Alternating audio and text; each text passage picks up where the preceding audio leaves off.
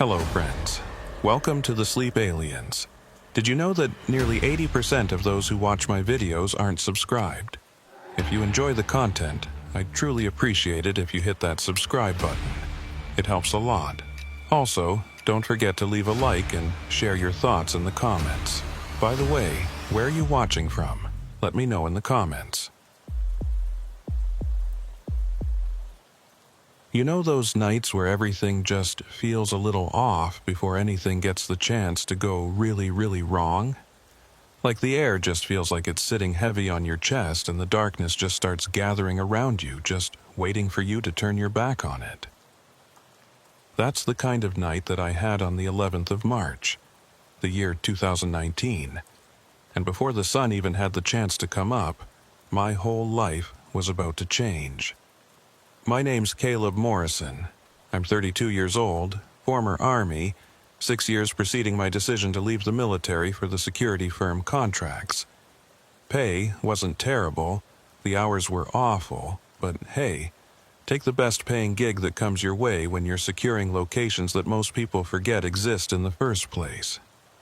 3 years of night security down at the White Sands Missile Range out in New Mexico.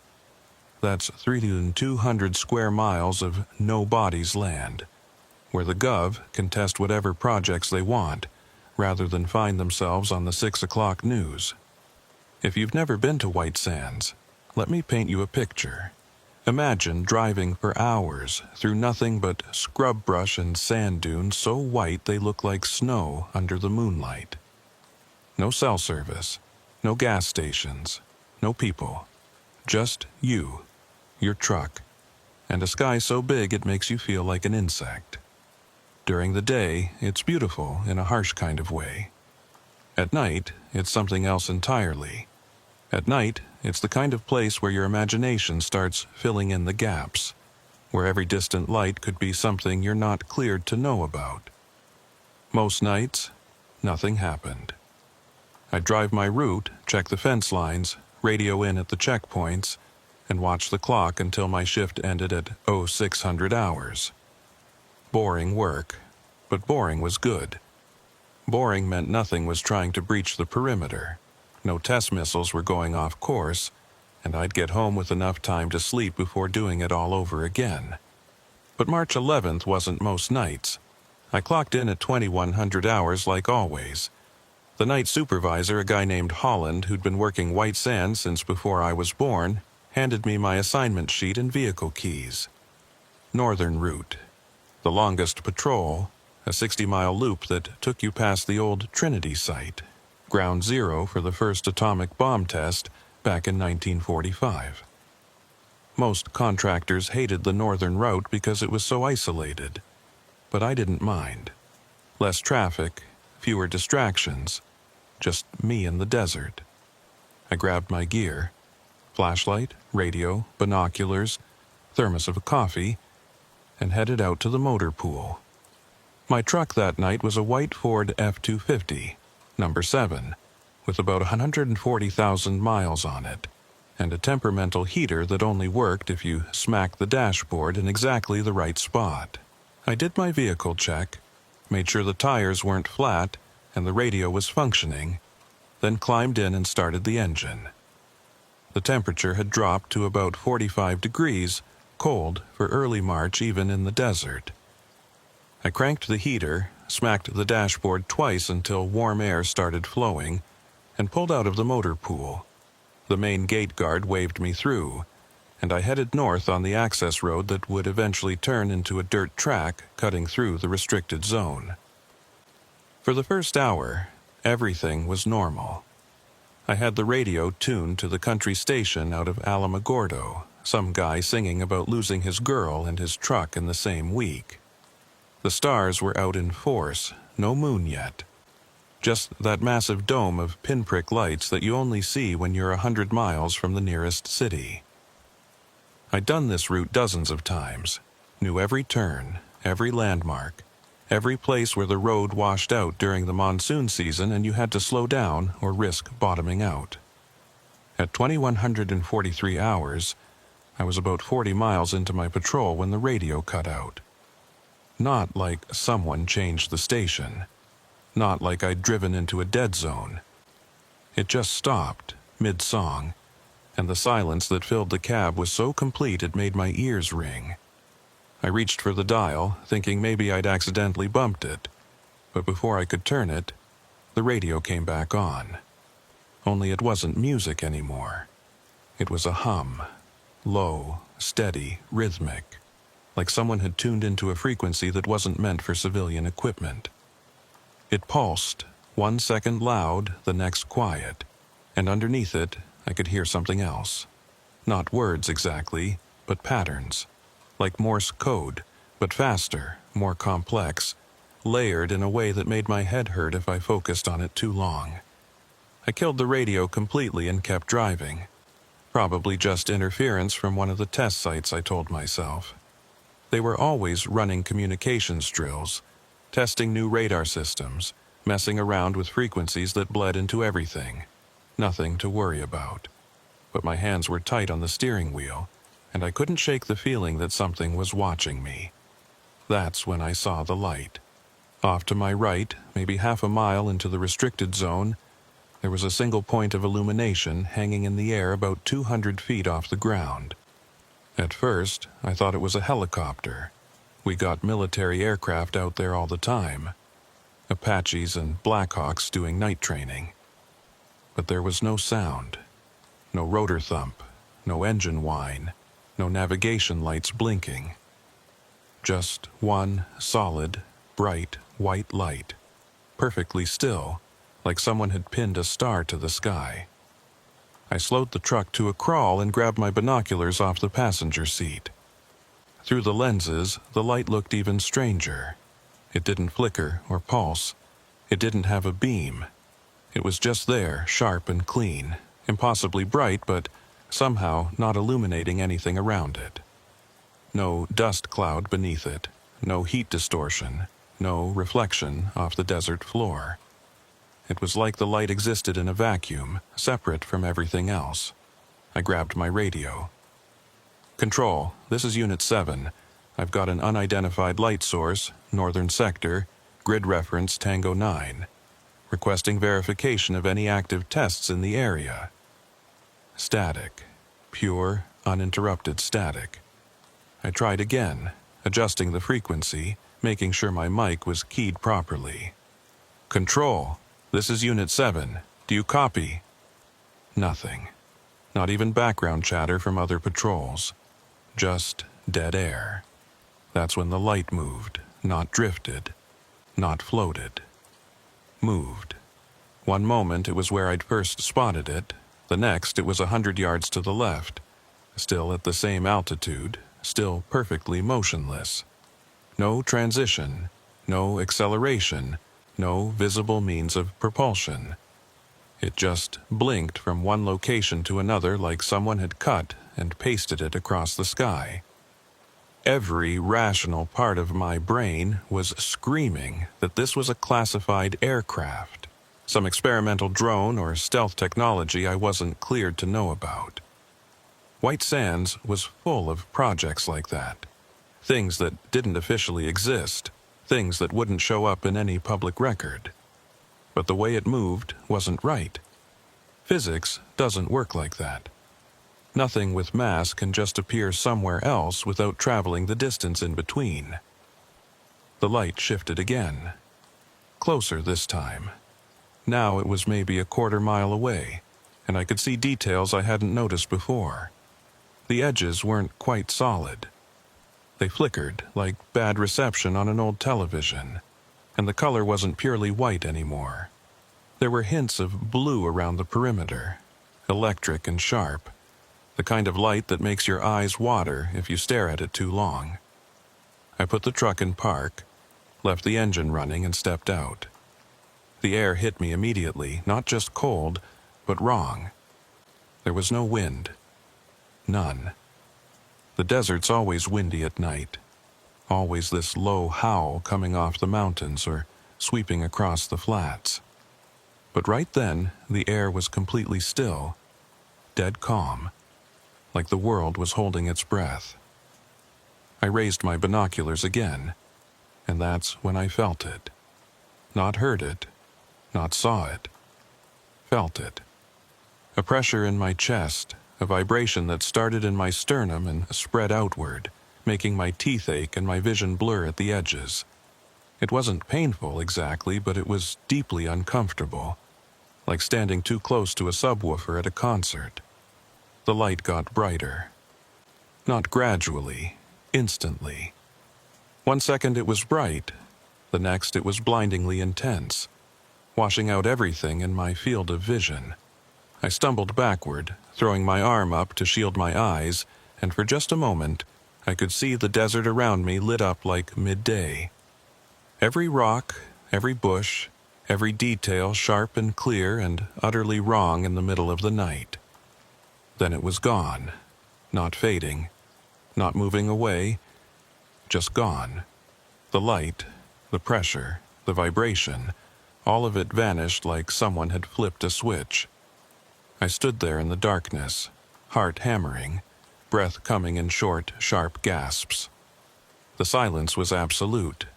No insects, no distant sounds from the base, not even the hum of my truck's engine. It was like the entire world had been put on pause. Then my radio crackled to life.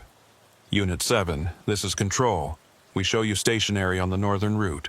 Everything okay out there? I looked down at my watch. It read 22:47 hours. When I'd stopped the truck to investigate the light, it had been 22:11. I'd lost 36 minutes.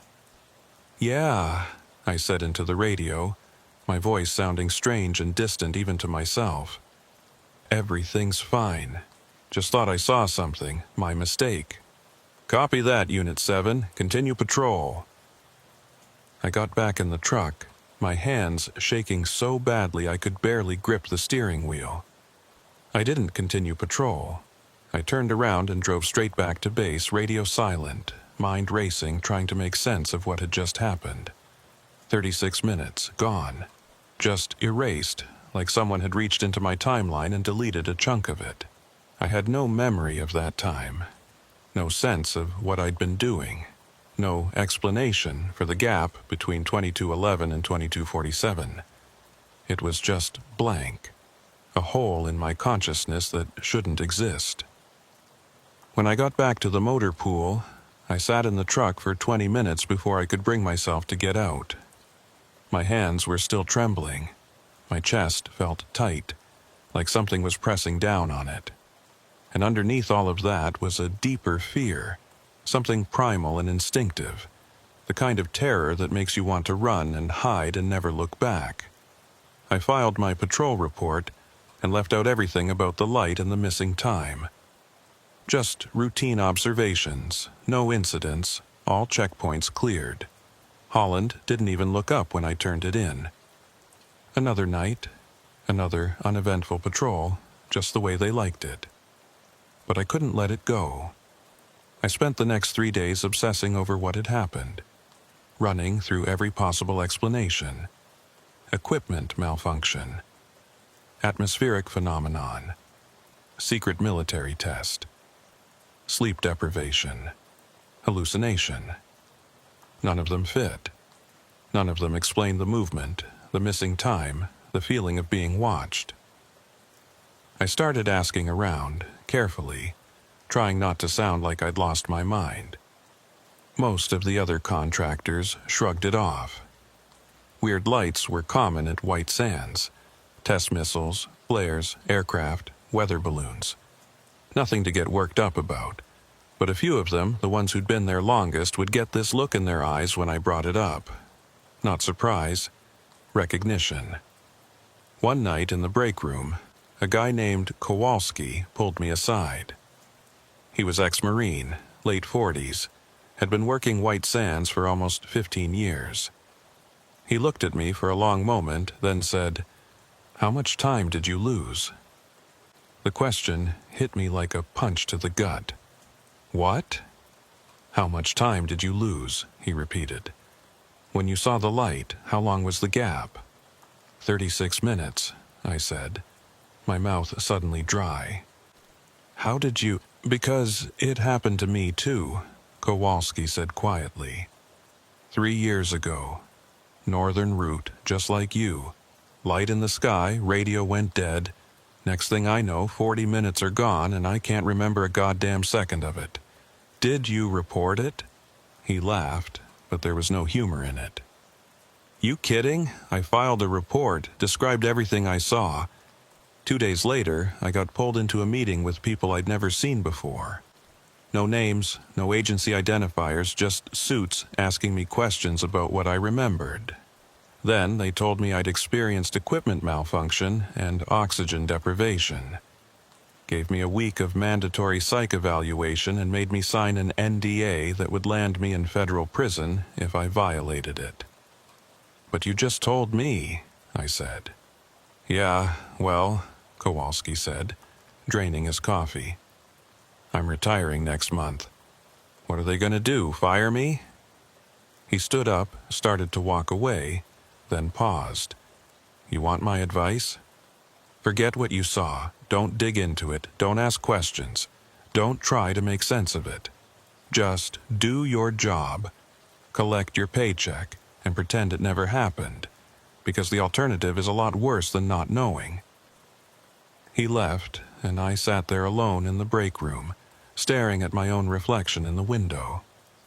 I should have listened to him. I should have taken his advice and walked away. But I couldn't. Because deep down, I knew that light wasn't a test aircraft or a weather phenomenon or a hallucination. It was something else, something that shouldn't exist. And whatever it was, it had taken 36 minutes of my life and left nothing but emptiness in its place. I needed to know what happened during that missing time. I needed to understand. So I kept digging, and that's when things started to get really strange. 3 days after my conversation with Kowalski, I met Marrow. His real name was Marcus Holloway, but everyone called him Marrow because he was tall and thin, all angles and sharp edges, like someone had stretched him out on a rack. He worked in one of the radar monitoring stations, one of those windowless buildings on the west side of the base where technicians sat in front of screens, tracking aircraft, missiles, and anything else that moved through White Sands restricted airspace. We crossed paths in the parking lot outside the commissary. I was grabbing lunch before my shift, and he was coming out with a coffee. And when our eyes met, something passed between us. Not words, not gestures, just this immediate, unspoken understanding that we'd both seen something we weren't supposed to see. He tilted his head toward his car, a beat-up Honda Civic with faded paint and a cracked windshield. You got a minute? I followed him to the vehicle, and we stood there in the afternoon heat, both of us scanning the parking lot to make sure no one was paying attention. Paranoia was a natural state at White Sands. You learned early that walls had ears, and cameras were everywhere. You saw the light, Marrow said. Not a question, a statement. How did you? Because I saw it too, on the radar. March 11th, right around 22:15 hours. Every screen in my station went dark for exactly 36 minutes. Not a malfunction, not interference, just nothing. Like something reached out and turned us off. My blood went cold. What do you mean, dark? He pulled out his phone, glanced around again, then showed me a photograph. It was a radar display, and in the center was a circular void, a blank spot where data should have been. This is from that night, he said. Every radar within a 10-mile radius registered the same thing. A null zone, no returns, no signals, no electronic activity of any kind. It lasted from 22:11 to 22:47 hours. Then everything came back online like nothing had happened. That's impossible, I said. Radar doesn't just stop working for no reason. I know, Marrow said. And here's the thing, it's not the first time. I've been monitoring these systems for 4 years, and I've seen this exact pattern 11 times. Always at night, always in remote sectors, always lasting between 20 and 45 minutes. And every single time there are reports of lights in the sky. What kind of reports? The kind that get classified and buried. The kind that end up in files marked equipment malfunction or atmospheric disturbance, even though everyone knows that's bullshit. He put his phone away and looked at me with an intensity that made me uncomfortable. They're hiding something out here, something big, and whatever it is, it doesn't want to be tracked. Over the next 2 weeks, Marrow and I started meeting regularly, always off base, always in places where we could talk without being overheard. He showed me logs, charts, patterns of activity that went back years. Every few months, sometimes more frequently, there would be these incidents. Lights, missing time, equipment failures, all clustered in specific areas of the range. The hot spots are consistent, Marrow explained one night, spreading a map across the hood of his car. Northern sector near Trinity, the old missile silos on the eastern boundary, and this area here. He tapped a section of the map marked with red ink. Zone 17. It's off limits even to most military personnel. The only people who go out there are specialists with clearances I can't even verify. What's in Zone 17? I asked. Officially, nothing, just empty desert. But according to the radar logs, that's where most of the anomalies originate. Lights appear there first, then move to other areas. It's like... He paused, searching for the right words. It's like there's something out there that doesn't want to be found, but can't help being seen. You think it's extraterrestrial? I said. Marrow looked at me like I'd just stated the obvious. What else could it be? We've got unidentified objects moving at speeds that would tear apart any known aircraft, making maneuvers that violate every law of physics, and appearing in areas where we've been testing nuclear weapons and advanced missile systems for 75 years. You do the math. I wanted to argue, to find some rational explanation that didn't involve aliens. But the evidence was stacking up, and the more I learned, the harder it became to deny what was right in front of me. Then, on April 3rd, I saw them again. I wasn't supposed to be on patrol that night. My shift had been swapped at the last minute because another contractor called in sick, and I ended up covering the southern perimeter, a route that took you close to the active test range where they fired missiles and ran live-fire exercises. It was noisier down there, more activity, more lights in the sky from legitimate military operations. I was paired with a guy named Torres. He was prior Air Force, quiet, competent. The kind of person who didn't ask questions and didn't volunteer information. We'd been driving for about 90 minutes, scanning the fence line with the truck's spotlight when he suddenly said, "Stop the truck." I hit the brakes. "What is it?" He pointed through the windshield. "Look." At first, I didn't see anything. The sky was busy that night. Cargo planes doing supply runs, helicopters conducting training exercises, the distant flash of a missile test lighting up the horizon. But then I saw what Torres was pointing at. 3 lights moving in perfect formation, absolutely silent, about a mile out. They weren't blinking like aircraft lights. They weren't drifting like flares. They were moving with purpose, cutting across the sky in a straight line at a speed that should have produced a sonic boom, but made no sound at all. Then they stopped, completely still, mid-air. No descent, no hover mechanics, no visible means of staying aloft. Just frozen in place like someone had hit pause on reality. Torres grabbed his binoculars. I did the same. Through the lenses, I could see that each light was identical. Circular, bright white with a faint blue corona, maybe 15 feet in diameter. They were arranged in a perfect triangle, equidistant from each other, and they weren't moving at all, not even drifting with air currents. "You seeing this?" Torres asked, his voice tight. "Yeah." He reached for the radio, but before he could key the mic, all 3 lights blinked out simultaneously, not faded, not moved, just vanished, like someone had flipped a switch. We sat in silence for a moment, and then Torres said something that made my skin crawl. "They do that." I turned to look at him. "What?" "They do that," he repeated, still staring out the windshield. "They appear, they hover, they disappear. I've seen it 6 times now.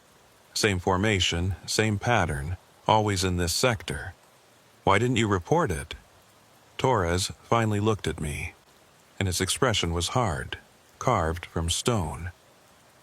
"Because the last guy who filed a formal report got transferred within 48 hours. Not reassigned, transferred, and nobody's heard from him since. So I keep my mouth shut, I do my job, and I pretend I didn't see anything. And if you're smart, you'll do the same. But I couldn't do the same. I couldn't pretend. Because now I had multiple sightings, confirmation from other witnesses, and evidence that this wasn't isolated. It was systematic, ongoing, and being actively suppressed.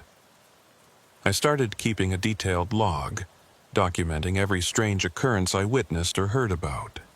Lights, missing time, equipment malfunctions, physical symptoms reported by other contractors. Within 6 weeks, I had 43 separate entries, all following similar patterns. Then I found the photographs. I was doing routine maintenance on one of the patrol vehicles when I found a folder wedged under the passenger seat. Inside were a dozen printed photos, all taken at night with telephoto lenses.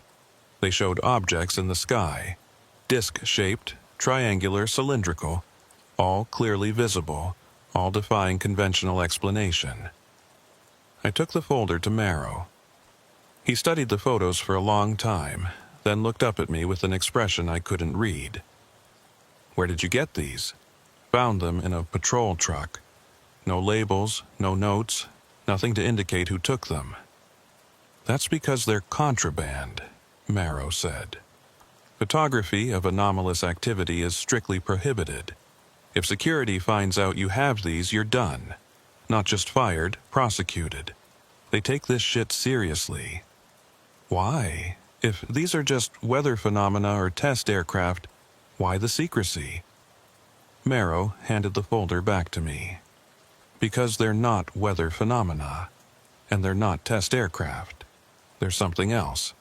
And whatever they are, the people running this place don't want anyone talking about it." That night, I made copies of the photos and hid them off base. I didn't know what I was going to do with them, but I knew I needed insurance. Because the more I learned, the more convinced I became that I was stumbling onto something dangerous. 2 days later, I saw something that confirmed my worst fears. I was finishing my shift, driving back toward the main gate, when I passed a convoy of vehicles heading in the opposite direction. Not unusual. We got federal visitors all the time, DoD inspectors, contractors from aerospace companies. But these vehicles were different. Black SUVs with no markings, no license plates, no agency identifiers. Just anonymous vehicles moving fast into the restricted zone. But it was what they were towing that made me pull over. On a flatbed trailer behind one of the SUVs was an object covered with a tarp. The wind had pulled part of the tarp loose, and I could see what was underneath. It was metallic, angular, roughly the size of a small car. And the surface wasn't like any metal I'd ever seen. It looked almost liquid, reflecting light in a way that seemed impossible, like the material was alive. Along one exposed edge, I could see markings, geometric symbols that didn't match any alphabet or marking system I recognized. They looked almost like circuitry, but organic, flowing, deliberately crafted. The convoy disappeared into the desert before I could get a better look. I drove back to base in complete silence, my hands white-knuckled on the steering wheel, my mind racing. Because whatever I'd just seen wasn't a piece of test equipment or experimental technology. It was something recovered, something being transported for study, something that didn't come from Earth. That night, I met with Marrow and told him everything. He listened without interrupting, and when I finished, he was quiet for a long time. Finally, he said, "You need to stop." "What?" "You need to stop digging into this right now, before you end up disappeared like the others." "What others?" I asked. Marrow pulled out his phone and showed me a list of names. 23 names, all contractors or military personnel who'd worked at White Sands over the past decade. These people all reported seeing things they shouldn't have. Within weeks, they were either transferred, terminated, or vanished completely. No forwarding addresses, no social media presence, no records of where they went. It's like they ceased to exist. "That's impossible," I said. "People don't just disappear. They do here," Marrow said. "And if you keep pushing, you're going to be next on that list." He was trying to scare me, and it worked. But it also made me angry. Because if what he was saying was true, if people were being silenced for asking questions about what was happening at White Sands, then that meant the cover-up went deeper than I'd imagined. I made a decision that night. I was going to get proof. Real, undeniable proof that couldn't be dismissed or explained away. And then I was going to find someone outside the military-industrial complex who could protect that evidence and make sure it saw the light of day. It was a stupid decision. Probably the stupidest of my life. But I was in too deep to turn back now. Getting proof at a place like White Sands is almost impossible. There are security cameras everywhere, checkpoints, patrols, restricted zones backed up by lethal force authorization. The people running the facility aren't just careful, they're paranoid. Every vehicle is logged, every route is tracked, every communication is monitored. If you step out of line, even slightly, you get flagged. But I had advantages they didn't know about. I knew the patrol routes, I knew the camera blind spots, and thanks to Marrow, I knew when and where anomalous activity was most likely to occur. So I started planning. I bought a small handheld camera. Nothing fancy, just a GoPro-style device I could clip to my vest and activate discreetly. I practiced using it until I could turn it on and off without looking, until the motion became muscle memory. I also started coordinating with Marrow, who had access to the radar logs. He couldn't give me copies, that would have been too dangerous, but he could warn me when something was showing up on the screens. For 3 weeks, nothing happened. I'd go out on patrol, camera ready, watching the sky and come back with empty footage. Just desert, stars, and silence.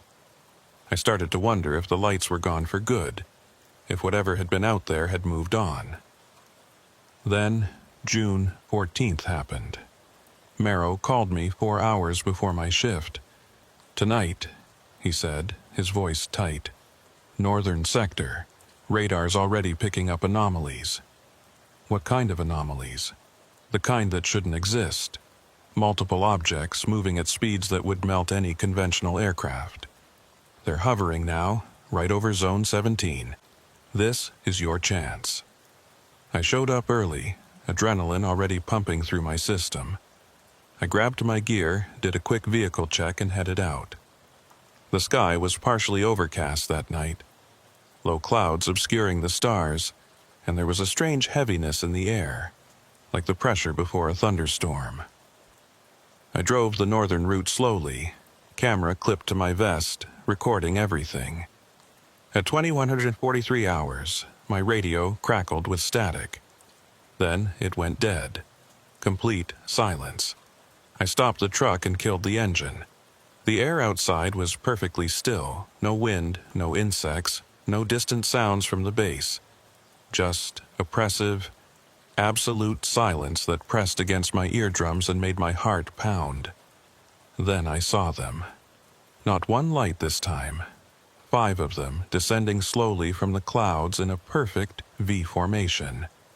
They were massive, each one easily 30 feet across, glowing with that same intense white light I'd seen before, but brighter, purer, like miniature suns floating impossibly in the desert night. I grabbed my camera and made sure it was recording. My hands were shaking, but I forced myself to stay calm, to document everything. The lights descended until they were maybe 200 feet off the ground, hovering over Zone 17. For a moment, they just hung there, motionless, and I could see details I'd never noticed before. The edges weren't solid. They flickered and pulsed, like the light was phasing in and out of existence. And underneath each one, I could see something darker, a shape that the light didn't quite conceal. Angular, geometric, artificial. Then they began to pulse. Not randomly, in sequence, starting with the lead light and moving back through the formation. Each pulse was perfectly timed, synchronized, deliberate. It was a signal, a pattern, communication. I felt the hairs on the back of my neck stand up, and a low vibration started in my chest, making my teeth ache. The air itself seemed to vibrate, resonating with a frequency I could feel, but not hear. The pulsing stopped. The lights held position for another few seconds, and then they moved, not as a group, independently, breaking formation and weaving through the air in patterns that made my brain hurt to watch. Impossible angles, instantaneous direction changes, movements that violated inertia and momentum and every other law of physics I'd ever learned. They danced, that's the only word for it. They moved with purpose and intelligence, tracing shapes in the sky that felt almost like language, like they were writing something only they could read. I kept filming, my camera capturing everything, my mind struggling to process what I was seeing. This wasn't a test. This wasn't experimental technology. This was something else. Something that operated on principles we didn't understand, using physics we hadn't discovered. And then, without warning, all 5 lights shot straight up into the clouds and vanished. The silence broke. Sound rushed back in. The hum of my truck's engine, the whisper of wind returning, the distant howl of a coyote. My radio crackled to life. Unit 7, this is Control. We show you stationary on the northern route. Everything okay? I looked at the clock on the dashboard. 2029 hours. I'd lost 46 minutes. Yeah, I managed to say, my voice hoarse. Just thought I saw something. Must have been a meteor. Copy that, Unit 7. Continue patrol. I sat there for another 5 minutes, trying to steady my breathing, trying to convince myself that what I'd just witnessed was real. Then I checked the camera. The footage was there, all of it. The lights, the formation, the movement, the impossible physics. Clear, undeniable, irrefutable. I had my proof. I drove back to base in a fog, my mind barely functioning. When I got to my apartment that morning, I copied the footage onto 3 separate encrypted drives and hid them in locations no one would think to look. Then I deleted the original from the camera and destroyed the device completely, smashing it with a hammer and scattering the pieces in 3 different dumpsters. I knew what I had, I knew what it meant, and I knew that if the wrong people found out, I was dead. For 2 weeks, I did nothing. I went to work, drove my routes, kept my head down, and acted like everything was normal. But I was being watched. I could feel it. Vehicles that seemed to follow me. People at the base who looked at me a little too long. Questions from supervisors about my patrol reports, subtle but pointed, like they were fishing for information. Then Marrow disappeared. I went to meet him at our usual spot, a diner off Highway 70, and he didn't show. I tried calling, no answer. I drove to his apartment, empty, cleaned out, like no one had ever lived there. I asked around at the base, and the official story was that he'd resigned, taken a job in the private sector, relocated out of state. But I knew better. Marcus Holloway hadn't resigned. He'd been disappeared, just like the others on his list. And I was next. I started getting calls, late at night, always from blocked numbers. At first, it was just silence on the other end. Then, one night, a distorted voice said 5 words. "We know what you have." I changed my number. They found the new one within 3 days. I started noticing cars following me. Black sedans with tinted windows, always staying just far enough back to maintain plausible deniability. I'd take random turns, pull into parking lots, try to lose them. But they were always there. One night, I came home to find my apartment had been searched. Nothing obvious. They were professionals. But I could tell. Drawers slightly out of alignment. Furniture moved by millimeters. The faint smell of someone else's cologne lingering in the air. They'd been looking for the drives. They didn't find them. But the message was clear. Nowhere was safe. I quit White Sands the next day. Didn't give notice, didn't file paperwork, just walked into Holland's office and said I was done. He didn't ask questions, didn't try to stop me, just nodded, like he'd been expecting it. I left New Mexico that same night, driving east with everything I owned in the back of my truck. I drove for 3 days straight, barely sleeping, constantly checking my mirrors, taking back roads and avoiding toll cameras. I ended up in a small town in Arkansas, rented a room in a motel that took cash and didn't ask for ID, and tried to disappear. The calls continued. The surveillance continued. No matter where I went, they found me. I moved 4 more times over the next 6 months, each time thinking maybe this would be the place they couldn't track me to. But I was wrong. In February 2020, I was staying at a motel outside Little Rock when I woke up to footsteps outside my door. Slow, deliberate, stopping right in front of my room. I grabbed the handgun I kept under my pillow and waited, heart pounding, breath held. The footsteps moved away. An engine started in the parking lot. I got up, looked through the peephole, and saw a black SUV driving away, no plates, tinted windows. When I opened the door, there was an envelope on the ground. Inside was a photograph of me at White Sands, standing next to my patrol truck, holding my camera. Taken from a distance, probably with a telephoto lens. On the back, written in neat block letters, "Stop asking questions or face consequences." I burned the photo, packed everything I owned, and drove west. I kept driving until I ran out of road. I'm in California now, living under a name that isn't mine, working jobs that pay cash, staying off the grid as much as possible. I don't know if it's working. I don't know if I'll ever feel safe again. But I'm telling you this story because you need to know. Because whatever's happening at White Sands, and places like it, isn't just about lights in the sky or classified aircraft. It's about contact. Real, ongoing, systematic contact with something non-human. And it's being hidden, not just from the public, but from the people who have a right to know. I still have those encrypted drives, the footage, the logs, the photographs. Someday, maybe I'll find someone who can protect them. Someone with the resources and credibility to make sure they see the light of day. But until then, they stay hidden.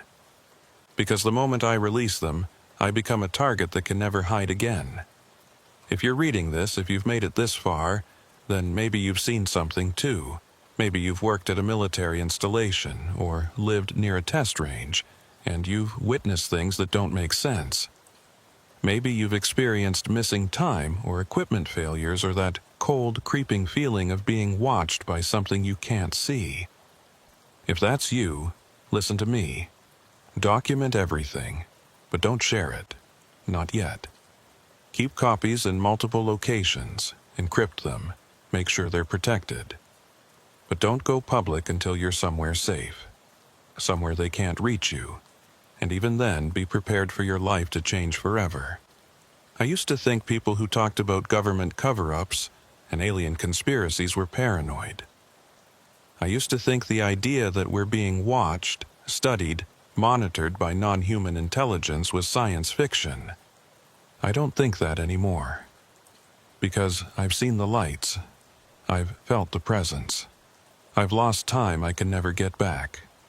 And I've been hunted by people who will do anything to keep the truth from getting out. The lights at White Sands are real. The contact is real. And the cover-up is bigger and more dangerous than anyone realizes. I just wish I'd never looked up that night in March. I wish I'd listened to Kowalski and Torres and everyone else who warned me to let it go. But I did look up, and I did see. And now I can never unsee it. So if you ever find yourself driving through the desert at night, and your radio cuts out, and you see something in the sky that doesn't make sense, something that moves in ways that violate physics, something that makes you feel watched and small and terrified, do yourself a favor. Don't stop. Don't investigate. Don't try to document it. Just keep driving and don't look back. Because once you see them, they see you too. And once that happens, there's no going back to the life you had before. Trust me, I know. The lights are still out there. The watchers are still watching.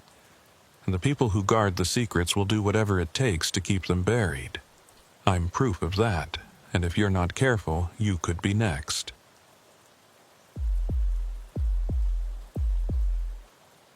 There are moments in your life where everything splits into before and after. Most people have one, maybe two if they're unlucky. I've had three, and the last one happened on a road that shouldn't exist on any map, watching a convoy that 16 different cameras somehow failed to record. My name is Isaiah Grant. I'm 28 years old, and until 8 months ago, I worked perimeter security at White Sands Missile Range. If you've never heard of it, that's intentional. It's over 3,200 square miles of New Mexico desert where the military tests weapons systems they won't acknowledge for another 20 years. My job was simple. Monitor the access roads, check credentials, make sure nobody who wasn't supposed to be there got within 10 miles of the test sites. Simple. That's what I thought, anyway. The night of August 17, 2019 started like any other. I clocked in at 1900 hours, grabbed my assignment from the shift supervisor, a woman named Garrett, who'd been running night ops for 15 years and had the permanent scowl to prove it.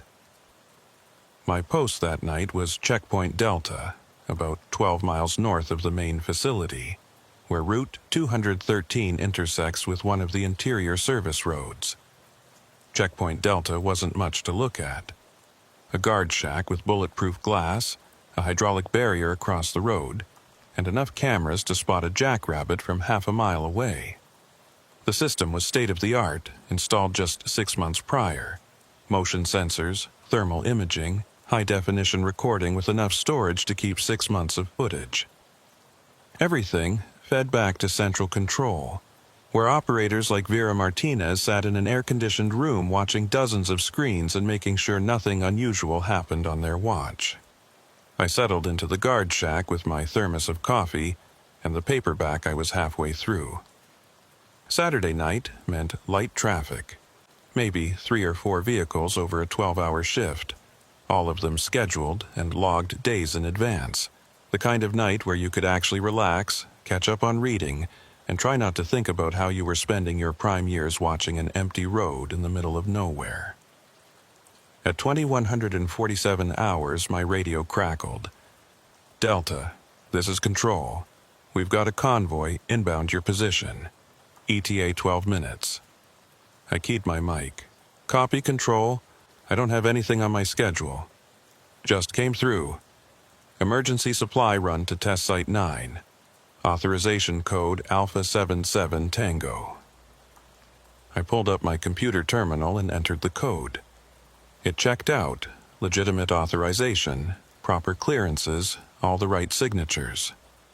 Confirmed, Control, standing by. Test Site 9 was about 20 miles northeast of my position, one of the more remote facilities where they did long-range missile tracking. Supply runs out there weren't unusual, but emergency runs at night were. I made a note in my log and watched the road. Exactly 12 minutes later, I saw headlights approaching from the south. Not the usual 2 or 3 vehicles. This was bigger. As they got closer, I counted 6 vehicles total, 2 Humvees in front, 3 cargo trucks in the middle, and another Humvee bringing up the rear. Standard convoy formation. All vehicles painted in desert tan, moving at a steady 40 miles per hour. I stepped out of the guard shack as the lead Humvee pulled up to the barrier. The driver's window rolled down, and a soldier I didn't recognize handed me a manifest. He was young, maybe early 20s, and he looked tired. Not unusual for someone pulling night duty. "Evening," I said, scanning the paperwork. Everything looked in order. Vehicle IDs, personnel roster, cargo inventory. Standard supplies, replacement parts, electronics, food rations. Nothing that screamed emergency, but that wasn't my call to make. "You guys got a long night ahead of you." The driver nodded but didn't say anything. Behind him, I could see the passenger staring straight ahead, expressionless. The whole crew had that end-of-shift exhaustion that comes from too many hours and not enough sleep. I logged the convoy into my system, raised the barrier, and waved them through. They rolled past, 1 vehicle at a time, and I watched them disappear up Route 213 toward the interior. The whole interaction took maybe 3 minutes. I went back into the guard shack, made another note in my log. Convoy cleared through Delta, 21:59 hours, 6 vehicles. Destination Test Site 9. Then I poured myself another cup of coffee and went back to my book. At 22:03 hours, 4 minutes later, my radio exploded with static. Not the normal crackle of interference. This was loud, overwhelming, like someone had turned the volume up to maximum and keyed the mic without speaking. I grabbed the radio, trying to adjust it, but the static just kept going. A wall of white noise that made my ears ring. Then, cutting through the static, I heard a voice. Male, urgent, breaking up. "All units, something's checkpoint Delta." The transmission cut off. The static stopped. Complete silence. I keyed my mic. "Control, this is Delta. Say again, you're breaking up." No response. "Control, do you copy?" Nothing. My radio was dead. Not malfunctioning. Dead. No power indicator, no static, no sound at all. I checked the battery, fully charged. I checked the connections, secure. The radio simply wasn't working. I grabbed the landline phone mounted to the wall of the guard shack and dialed Control. It rang twice before Vera picked up. "Control." "Vera, it's Isaiah at Delta. My radio just died on me. Did you try to contact me?" "No." She sounded confused. "I haven't transmitted anything in the last 20 minutes. Why?" "I just got a burst of static, and someone was trying to say something about Delta. Couldn't make it out. Hold on." I heard keyboard clicks on her end. "I'm not showing any transmissions to your frequency. Must have been crosstalk from another channel." "Maybe," I said, though that didn't feel right. "Listen, can you do me a favor? That convoy that just came through, can you pull up the footage? I want to make sure they're showing up properly on the cameras." "Sure, give me a second." More keyboard clicks. Then silence. Long silence. "Isaiah, what convoy?" My stomach dropped. "The one that came through 4 minutes ago. 6 vehicles, heading to Test Site 9. "I don't have any convoy on my screens." "What do you mean you don't have it?" "I logged them through at 21:59 hours. Check the manifest." I'm looking at the manifest log right now. Last entry is from 14:30 hours this afternoon. There's nothing from tonight. I pulled up my computer terminal. The log entry I'd made was there, clear as day. Convoy cleared at 21:59 hours. Vera, I'm looking at it right now. It's in my system. It's not in mine. Her voice had changed, gone from confused to concerned. Isaiah, I'm pulling up the camera feeds from your checkpoint. Stand by. I waited, my pulse starting to quicken. Something was wrong. Very wrong. Okay, Vera said. I've got the last hour of footage from all 6 cameras covering Delta. Let me scroll to 2159. A pause.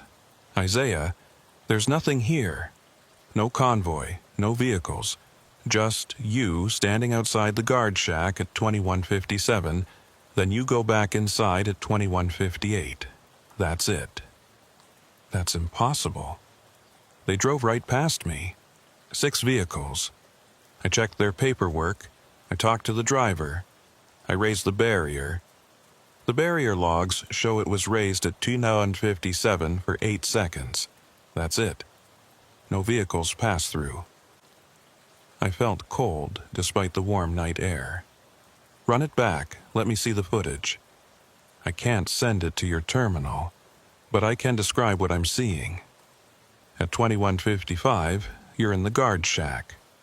At 2156, you stand up and walk to the window. At 2157, you step outside and walk to the barrier. You're looking south, down the road. The barrier raises. You stand there for about 6 seconds, then the barrier lowers. You turn around and go back inside. At 2158, you sit down. That's the whole sequence. What about the road? Is there anything on the road? Nothing. Empty. Not even headlights in the distance. I walked outside, looking up Route 213 toward where the convoy should have gone. The road was straight for about 2 miles before it curved behind a rise. If they were moving at 40 miles per hour, they'd be out of sight by now, which was normal. But if they'd never been there... Vera, I need you to contact Test Site 9. Ask them if they received a supply convoy in the last few minutes. Already on it. Hold on. The line went quiet for a moment. Isaiah, Test Site 9 says they haven't received any deliveries tonight. They weren't expecting anything until Monday. My mouth went dry. The authorization code. Alpha 77 Tango. Can you check if that's legitimate? More keyboard clicks. Then, that code doesn't exist in the system. It's not valid. I stood there in the darkness, trying to make sense of what I was hearing. I had physically seen 6 vehicles. I had spoken to the driver. I had held the manifest in my hands. But according to every camera, every log, every piece of electronic evidence, none of it had happened. Isaiah, Vera's voice was tight now. I need you to stay at your post. I'm notifying the shift supervisor. Don't leave Delta until someone gets there. Copy that. I went back into the guard shack and sat down, but I couldn't sit still. My hands were shaking. I kept replaying the convoy in my mind. The headlights approaching, the driver's tired face, the weight of the manifest in my hands. It had been real. I knew it had been real. Unless I was losing my mind. At 22:18 hours, headlights appeared from the south again. The same road, the same direction. The convoy was coming back. I stood up, my heart pounding, and watched as 6 vehicles approached. The same formation. 2 Humvees, 3 cargo trucks, 1 Humvee. They pulled up to the barrier, and the driver's window of the lead Humvee rolled down. It was the same soldier, same face, same tired expression. He looked at me, and for just a moment, something flickered across his features. Confusion, maybe, or recognition. But it passed, and his expression went neutral again. "Evening," he said, holding out a manifest. We're coming back from Test Site 9. I took the manifest, my hands trembling slightly. The paperwork showed a completed delivery. Signed, dated, time-stamped. According to this, they'd arrived at Test Site 9 at 22:08 hours and departed at 22:16 hours. 9 minutes to unload an entire convoy. "Everything go okay?" I asked, watching his face carefully. "Yeah, quick drop-off." He gestured at the barrier. "You mind?" I should have questioned him. Should have asked about the authorization code, the lack of camera footage, the fact that Test Site 9 claimed they hadn't received anything. But something in my gut told me to let them through. Something that said asking questions right now would be a very bad idea. I raised the barrier. The convoy rolled through, heading south, back toward the main facility. I watched their taillights disappear into the darkness, and then I grabbed the phone. "Control, please tell me you saw that." "Saw what?" Vera asked. "The convoy. The same 6 vehicles, they just came back through." Silence on the line. Then, "Isaiah, I'm looking at the live feed right now. You're standing outside the guard shack. There's nothing else there. No vehicles." I turned around slowly, looking at the road behind me. Empty. The night air was perfectly still, perfectly quiet. No engine sounds fading into the distance. No dust settling on the pavement. Nothing. "They were here," I said, my voice barely above a whisper. "Vera, I swear to God, they were here. Isaiah, Garrett's on her way to your position. She'll be there in 10 minutes. Just stay calm. Stay where you are." I hung up the phone and walked back to the guard shack. My computer terminal showed 2 new log entries. Convoy cleared outbound at 21:59 hours. Convoy cleared inbound at 22:18 hours. Both entries were time-stamped, both had vehicle counts, both had authorization codes. I opened the camera interface on my computer and pulled up the recorded footage from the last 30 minutes. I scrolled to 2157 hours and watched. Just like Vera had said, I saw myself step outside, raise the barrier, stand there for a few seconds, lower the barrier, and go back inside. No vehicles, no convoy, just me standing alone in the middle of the night, talking to no one. I scrolled forward to 22:18 hours. Same thing. I step outside, raise the barrier, stand there, lower the barrier, go back inside. But in my memory, I had spoken to the driver both times. I had held paperwork. I had watched 6 vehicles drive past me. I closed my eyes and tried to breathe steadily. 2 possibilities. Either I was experiencing some kind of psychotic break, or something had happened tonight that couldn't be explained by conventional means. Neither option was good. Garrett arrived at 2029 hours in a white pickup truck with security stenciled on the side. She got out, took one look at my face, and immediately softened her usual hard expression. "Isaiah, you okay?" "I don't know," I said honestly. "I saw something tonight. A convoy, 6 vehicles, but the cameras didn't record it, and Control says it never happened." She nodded slowly. "Vera told me. Come on, let's sit down." We went into the guard shack, and I walked her through everything. The initial call from Control, the convoy arriving, the paperwork, the radio static, the convoy returning. She listened without interrupting, her face giving nothing away. When I finished, she was quiet for a long moment. Then she said, "You ever hear about the other incidents?" "What other incidents?" "The ones that don't go in the official reports." She pulled out her phone, checked that we were alone, and lowered her voice. "You're not the first person to see things at Delta. Last year, a contractor named Rodriguez reported a convoy that passed through during his shift. Same story, he logged it, he watched it drive past, but the cameras showed nothing. Week later, he quit, said he couldn't work here anymore. Why didn't anyone tell me? Because we don't talk about it. Official policy: if someone reports an anomalous event, they get referred to medical, evaluated for stress or substance issues, and usually reassigned. The incident gets filed under equipment malfunction or human error. That's the end of it. But you believe me? She met my eyes. I've worked here for 15 years, Isaiah. I've seen things I can't explain. Lights that don't move like aircraft. Equipment that fails for no reason. Personnel who lose time and can't account for where they've been. And I've learned that asking too many questions is a good way to end up transferred somewhere you don't want to be. What are you saying? I'm saying you have two choices. You can report this through official channels, insist that something happened tonight, and probably end up in front of a psych evaluator who'll recommend you be removed from duty. Or you can accept that some things can't be explained, file your shift report without mentioning the convoy, and move on. I stared at her. You're asking me to lie. I'm asking you to be smart. Whatever you saw tonight, whatever really happened, you're not going to get answers through official channels. You're just going to get labeled as unreliable and sent home. She stood up, preparing to leave.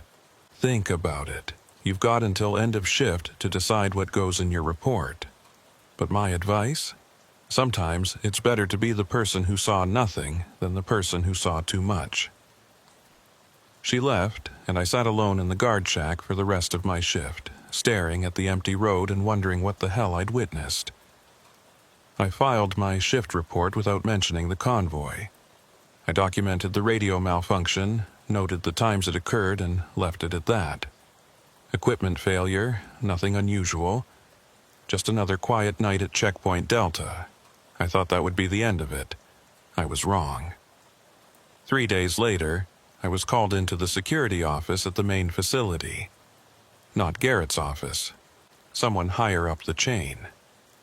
The room was small and windowless, just a desk and 2 chairs, and the man waiting for me wasn't anyone I recognized. He was in his 50s, civilian clothes, no name tag or identification visible. "Mr. Grant, have a seat." He gestured to the chair across from him. His voice was neutral, professional, the kind of tone that gave nothing away. "I'm reviewing some incident reports from last weekend, and I wanted to ask you a few questions about your shift on August 17th. I sat down, trying to keep my expression calm. "Sure. What do you need to know?" "You reported a radio malfunction at approximately 22:03 hours. Can you describe what happened?" I walked him through it. The static, the partial transmission, the dead radio. All of it true, all of it documented. "And you didn't hear anything else? Nothing unusual on the radio before or after the malfunction?" "No, sir. Just that one burst of static." He made a note on his tablet. "And during your shift, did you observe any vehicle traffic through your checkpoint?" My pulse quickened slightly, but I kept my voice steady. "No, sir. No scheduled traffic that night." "No vehicles at all, you're certain?" "Positive. It was a quiet shift." He looked at me for a long moment, his expression unreadable. Then he nodded. "Thank you, Mr. Grant. That'll be all." I stood up to leave, but as I reached the door, he said, "One more thing. If you do experience any unusual events in the future, anything that seems out of place or doesn't make sense, I want you to report it immediately. Directly to me, not through normal channels. Understood?" He handed me a business card. It was blank except for a phone number. No name, no title, no agency affiliation. "Understood," I said, and left. I went home that day and pulled up everything I could find about Rodriguez, the contractor Garrett had mentioned. There wasn't much: a brief employment record at White Sands, ending in September 2018. No forwarding information, no social media presence I could locate, nothing to indicate where he'd gone after leaving. He'd simply disappeared from public record. That night, I couldn't sleep. I kept thinking about the convoy, the weight of the manifest in my hands, the driver's face, the sound of the engines. It had been real. Every instinct I had told me it had been real. But the cameras said otherwise. The logs said otherwise. Everyone except me said otherwise. I started doing research. I spent hours online, digging through forums and declassified documents, looking for anything about White Sands that might explain what I'd seen. Most of it was conspiracy theory nonsense, wild speculation about aliens and time travel. But buried in the noise, I found patterns. Reports from contractors and military personnel stretching back decades. Stories of missing time, equipment failures, vehicles and personnel that appeared and disappeared without explanation. None of it officially confirmed. All of it dismissed as rumor or misidentification. But there were too many stories. Too many people reporting similar experiences. And then I found something that made me go cold. A declassified Air Force document from 1964, heavily redacted, describing an incident at White Sands where a convoy of vehicles had vanished for 18 minutes before reappearing with no memory of where they'd been. The investigation concluded it was a temporal anomaly of unknown origin, and the case was closed without further explanation. 18 minutes. The same amount of time that had passed between the convoy going through my checkpoint and coming back. I printed the document and hid it in my apartment. I didn't know what I was going to do with it, but I knew I needed evidence. Something tangible that proved I wasn't losing my mind. 2 weeks later, I was back on shift at Delta. It was a Thursday night, overcast, with low clouds blocking out the stars. The kind of night where visibility drops and everything feels closer, more oppressive. At 2134 hours, my radio crackled, but this time it wasn't static. It was a voice, clear, deliberate, speaking directly to me. Delta, this is Transport Unit 7. We're approaching your position for checkpoint clearance. I grabbed my mic. Transport 7, I don't have you on my schedule. What's your authorization? Authorization code is Beta 44 Hotel. We're carrying classified cargo to Test Site 12. I checked the code. Invalid, just like before. Transport 7, your authorization doesn't check out. Hold your position. Negative, Delta. We're on a time-sensitive schedule. We're coming through. I looked south down the road and saw headlights approaching. Not 6 vehicles this time, just 3.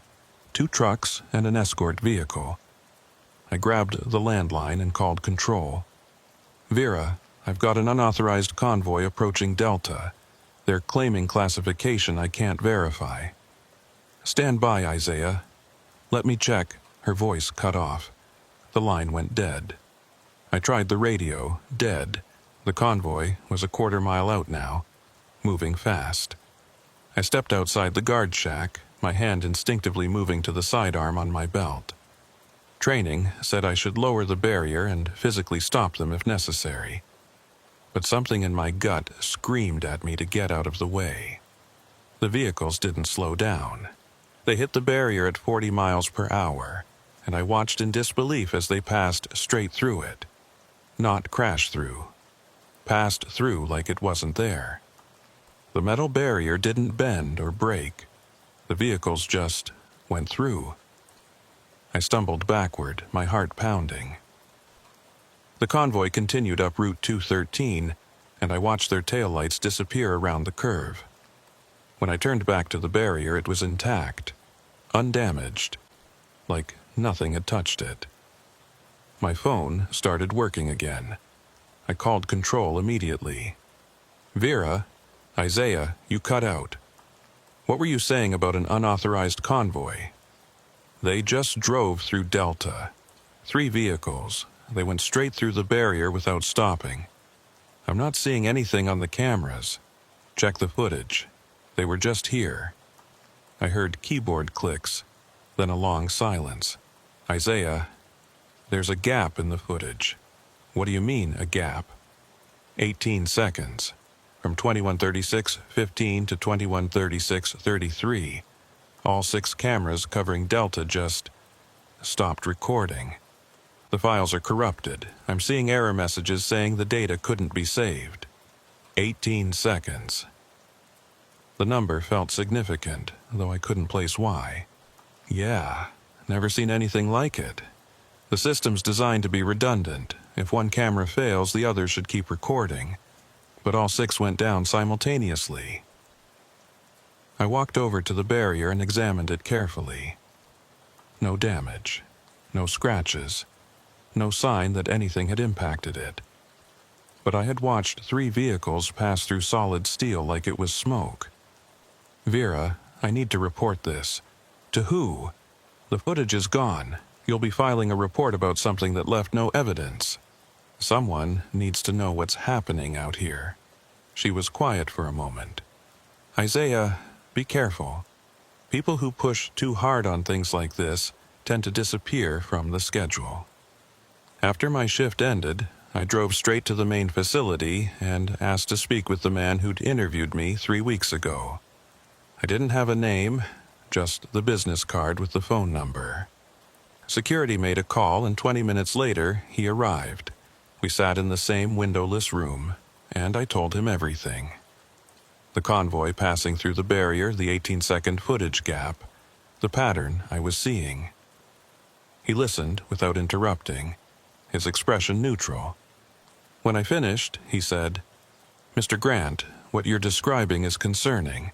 Not because of what you saw, but because you're seeing patterns where there aren't any. The footage gap is real. Vera can confirm it. Equipment malfunction, we've had issues with those cameras before. All 6 cameras failing simultaneously? That's not a malfunction, that's what the technical analysis will show." He leaned forward. "I'm going to be direct with you. You're a good contractor, reliable, professional, no prior incidents. But you're exhibiting signs of stress and pattern-seeking behavior that concerns us. I'm recommending you take 2 weeks of paid leave.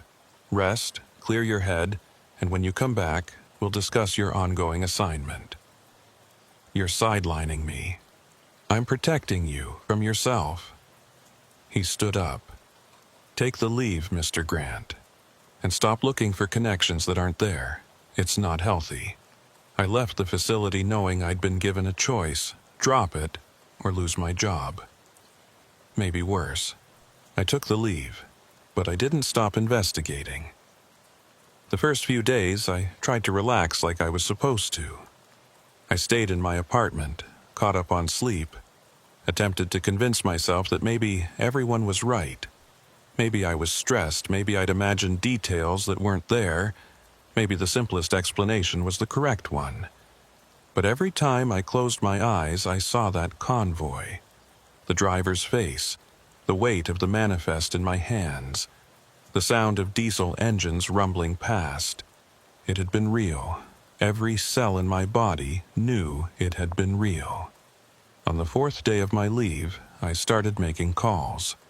I reached out to former contractors, anyone I could find who'd worked at White Sands in the past decade. I used social media, employment databases, anything I could access without triggering security alerts. Most of the people I contacted didn't respond. A few sent brief, terse replies. "Don't contact me again. I have nothing to say. Leave me alone." But their fear told me something. They'd seen things too. Things that had scared them enough to cut all ties with their past. One man, a former gate guard named Phillips, was willing to talk, but only over an encrypted messaging app. He told me about a night in 2016 when an entire convoy had driven through his checkpoint. 12 vehicles, all of them marked with unit designations that didn't exist in any military database. He'd reported it, and within a week, he was reassigned to a different facility in Nevada. When he pushed back, asking why, He was told his security clearance had been revoked due to reliability concerns. "They bury you in paperwork," Phillips wrote. "They make it impossible to fight back. And if you try, you end up blacklisted from government contracts for life. So you take the hint and move on." Another former contractor, a woman named Jackson, told me about equipment failures that followed patterns. "It always happened around the same locations," she said in a brief phone call, her voice tight with anxiety. "Delta Checkpoint, the Eastern Access Road, the perimeter near Zone 17. Radio would cut out, cameras would glitch, vehicle electronics would fail, and every time there'd be lights in the sky, not flares, not aircraft, something else. Did you ever find out what was causing it?" I asked. "No, and I stopped asking after my supervisor pulled me aside and told me that curious people don't last long at White Sands. That was my last week there. The pattern was undeniable. Dozens of people, maybe hundreds, had experienced anomalies at White Sands, and all of them had been silenced, one way or another. But one person agreed to meet with me in person, a woman named Kira who'd worked in Central Control for 3 years before leaving in 2017. She was hesitant at first, saying she'd moved on and didn't want to revisit that part of her life. But when I mentioned the 18-second footage gap, she went quiet for a long moment. "Where did you say you worked?" she asked. "Delta Checkpoint." Another pause. "I know that location. I monitored it during my shifts." Her voice dropped. "I need to meet you. Not over the phone, in person. Somewhere public but not too close to the base." We arranged to meet at a diner in Alamogordo, a place called Rosa's that was far enough from White Sands that we weren't likely to run into anyone from the facility. I arrived early, took a booth in the back with a clear view of the entrance, and waited. Kira arrived 20 minutes later. She was in her early 30s, dark hair pulled back in a ponytail, wearing jeans and a jacket despite the warm afternoon. But what struck me most was her expression, the constant vigilance, the way her eyes swept the room before she sat down. The tension in her shoulders that suggested she'd never fully relaxed since leaving White Sands. "Thanks for meeting me," I said. She didn't respond right away. Just studied my face, like she was trying to determine if I was genuine or if this was some kind of test. Finally, she said, "I heard you saw something at Delta. How did you hear about that?" People talk, not openly, but there's a network. Former contractors who keep tabs on what's happening at the facility. When someone reports an anomaly and gets sidelined, word spreads. She ordered coffee from the waitress, waited until we were alone again. "You're not the first person from Delta to experience something like this. I know. I've been doing research, talking to people. Then you know that every single person who pushed too hard either quit, got fired, or disappeared." She wrapped her hands around her coffee mug when it arrived, like she needed the warmth. "I saw things too, in control, things that shouldn't be possible." "Like what?" She glanced around again, making sure no one was listening. Footage that didn't make sense. Objects on camera that weren't there when we sent someone to investigate. Vehicles that appeared on one camera, but not on the others, even though they were covering the same area.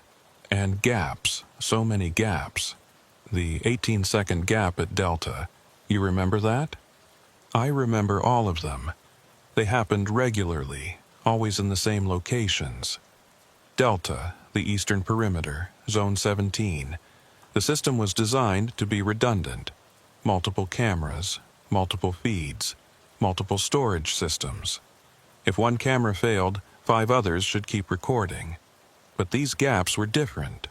All cameras would fail simultaneously. All storage systems would show corrupted data, like something was actively interfering with our ability to record. Did you report it?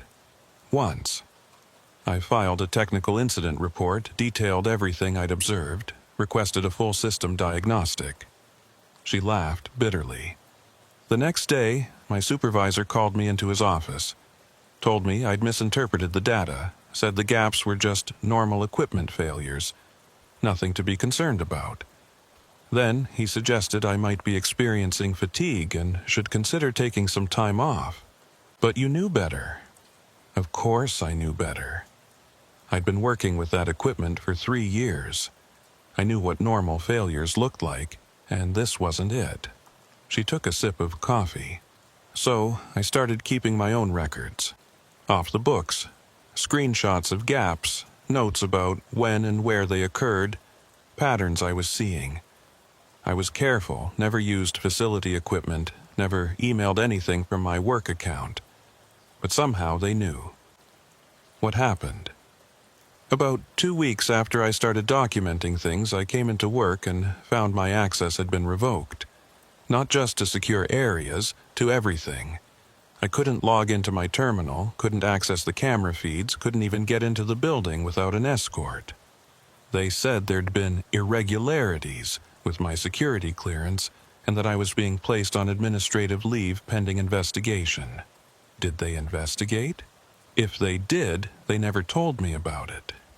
After 3 weeks of leave with no communication, I got a letter saying my contract had been terminated due to performance issues. No specifics, no hearing, no chance to defend myself. Just terminated. She met my eyes. And here's the thing. I was a model employee. Perfect attendance, excellent performance reviews, no disciplinary issues. But the moment I started asking questions, I became a liability.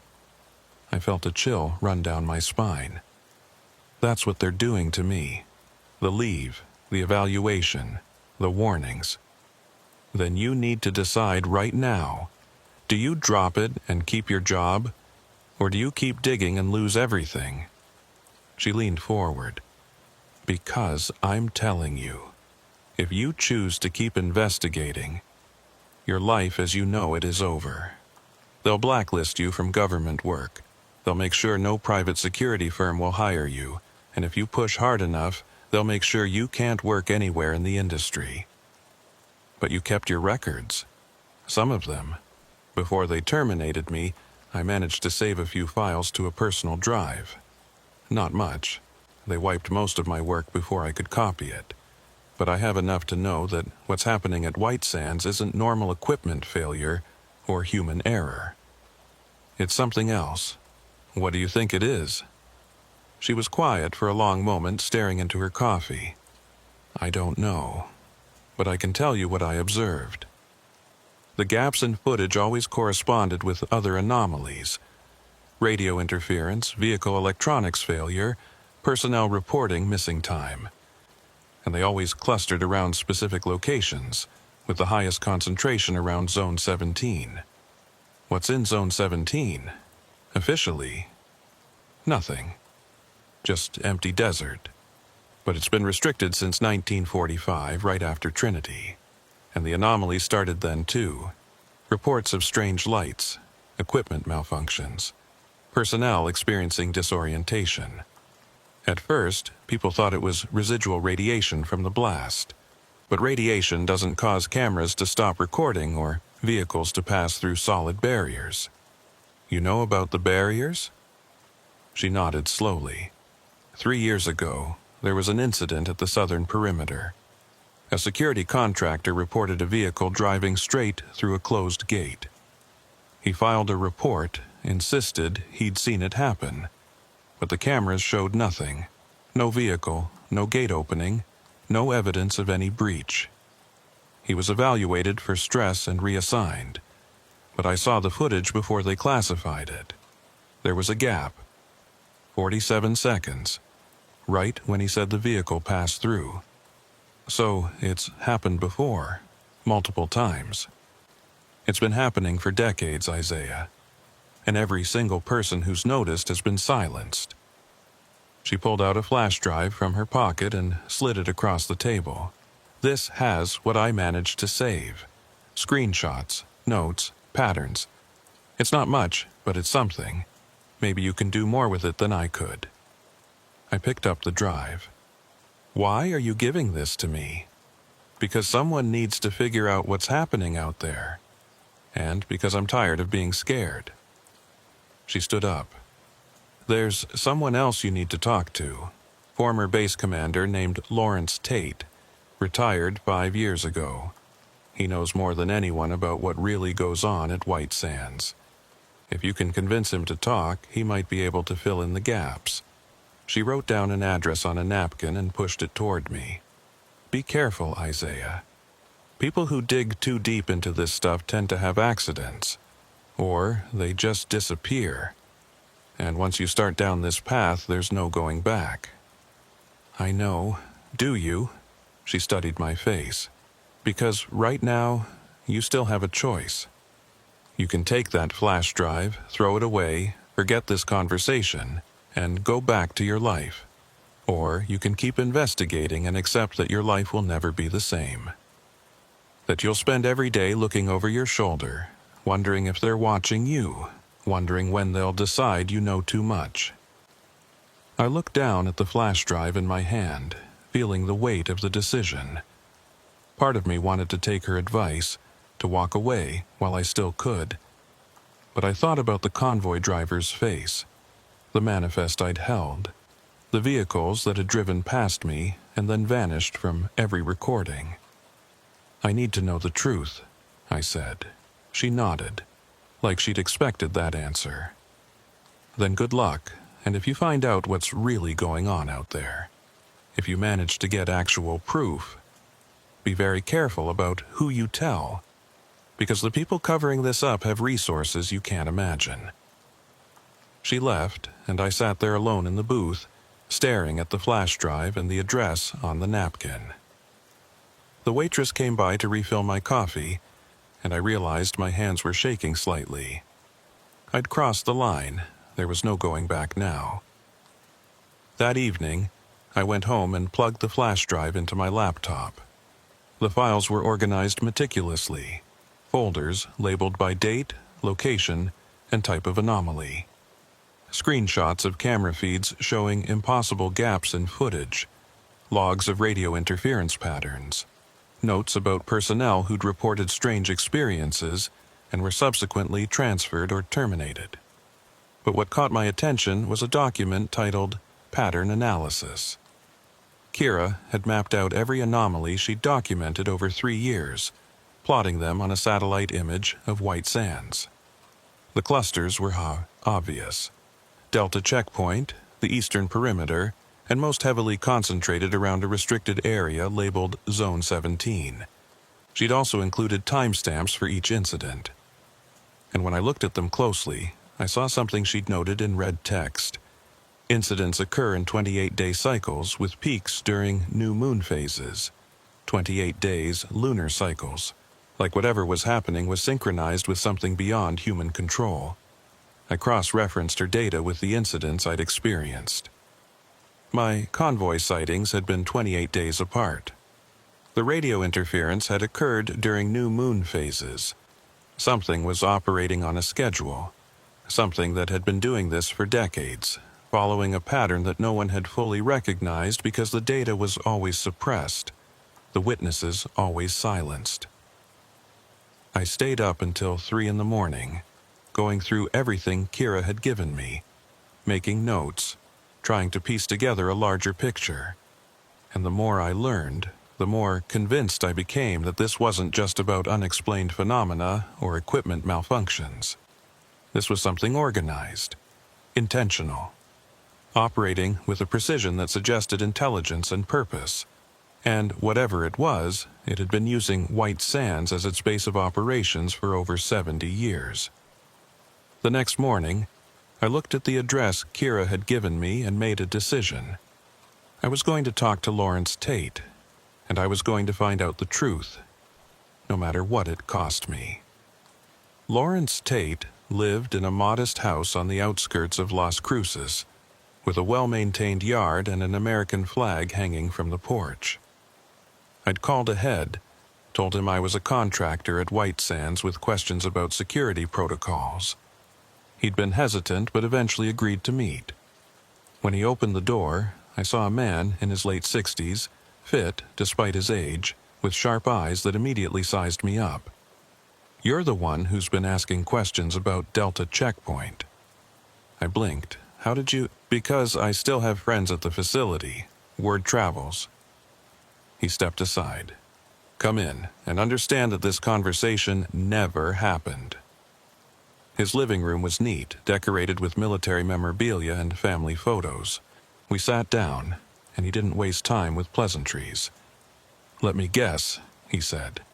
"You saw a convoy that the cameras didn't record, or vehicles that passed through solid barriers. Or maybe you experienced missing time and can't account for where you were." "The first two," I said.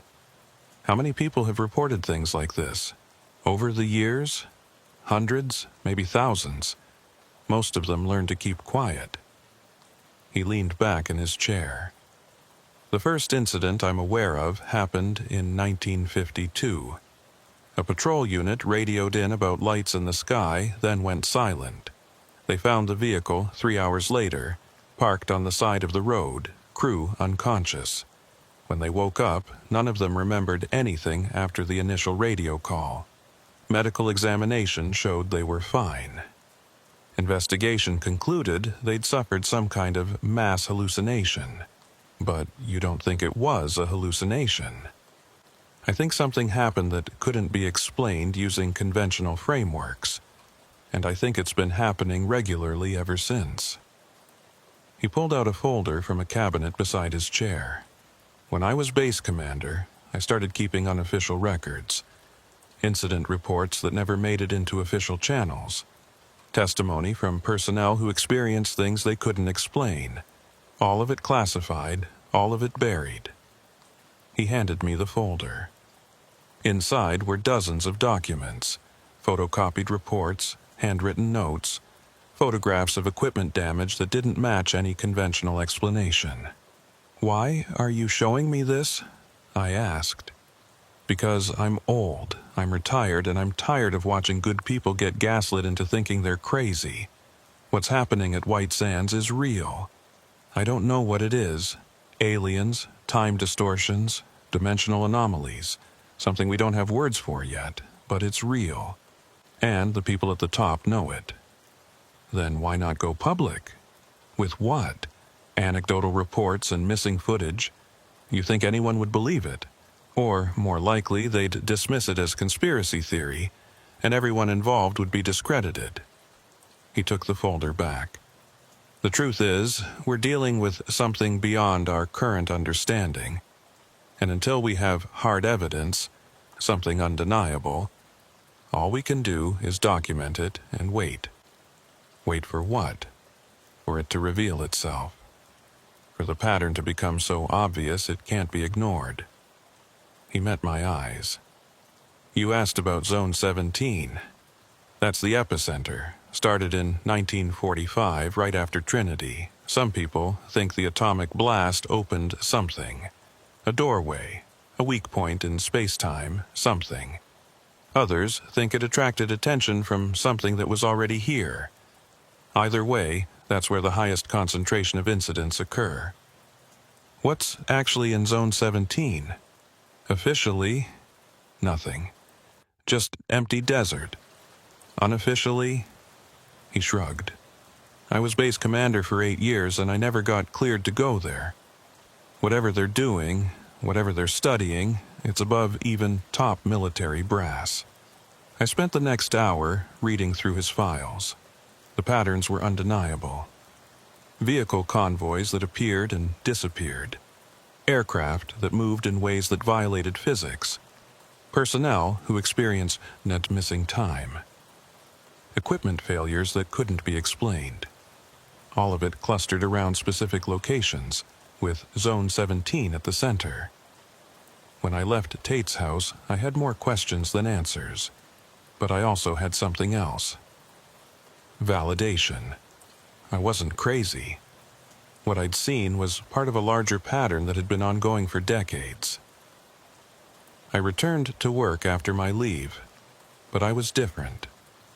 I went through the motions, did my job, kept my mouth shut. but I also started paying attention in ways I hadn't before. I documented everything: times, locations, any anomalies no matter how small, and I waited. 2 months later, in October 2019, I was assigned to Delta again. It was a cold night, clear skies, perfectly routine. At 0247 hours, my radio crackled with the now familiar static. Then a voice.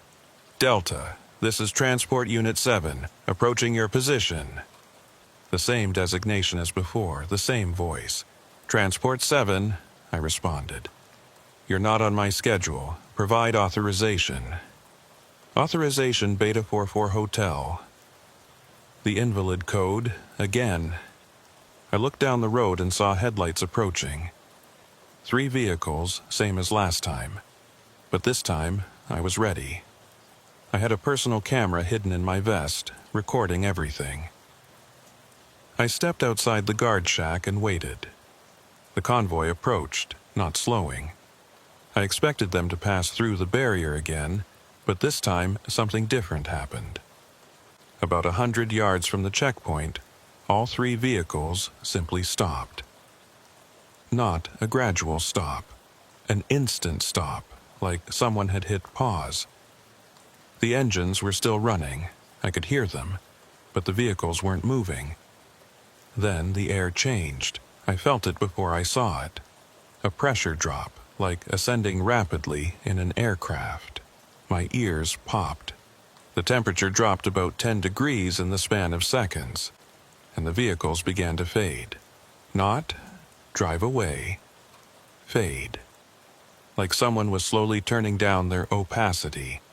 I could see through them, see the road beyond. And then they were just ghost outlines, and then they were gone. The air pressure normalized. The temperature returned to normal. The road was empty, like nothing had ever been there. I checked my camera. The red recording light was still on. I'd captured it. I called control. "Vera, please tell me the cameras caught that." "Caught what?" "The convoy. 3 vehicles. They were right in front of Delta, and then they just disappeared." A pause. "Isaiah, I'm looking at the live feed. There's nothing there." "Check the recording. The last 2 minutes." "I am." "You're standing outside the guard shack. There's nothing else in frame." "That's impossible. They were right there." "Hold on. The footage..." Her voice changed. "There's another gap.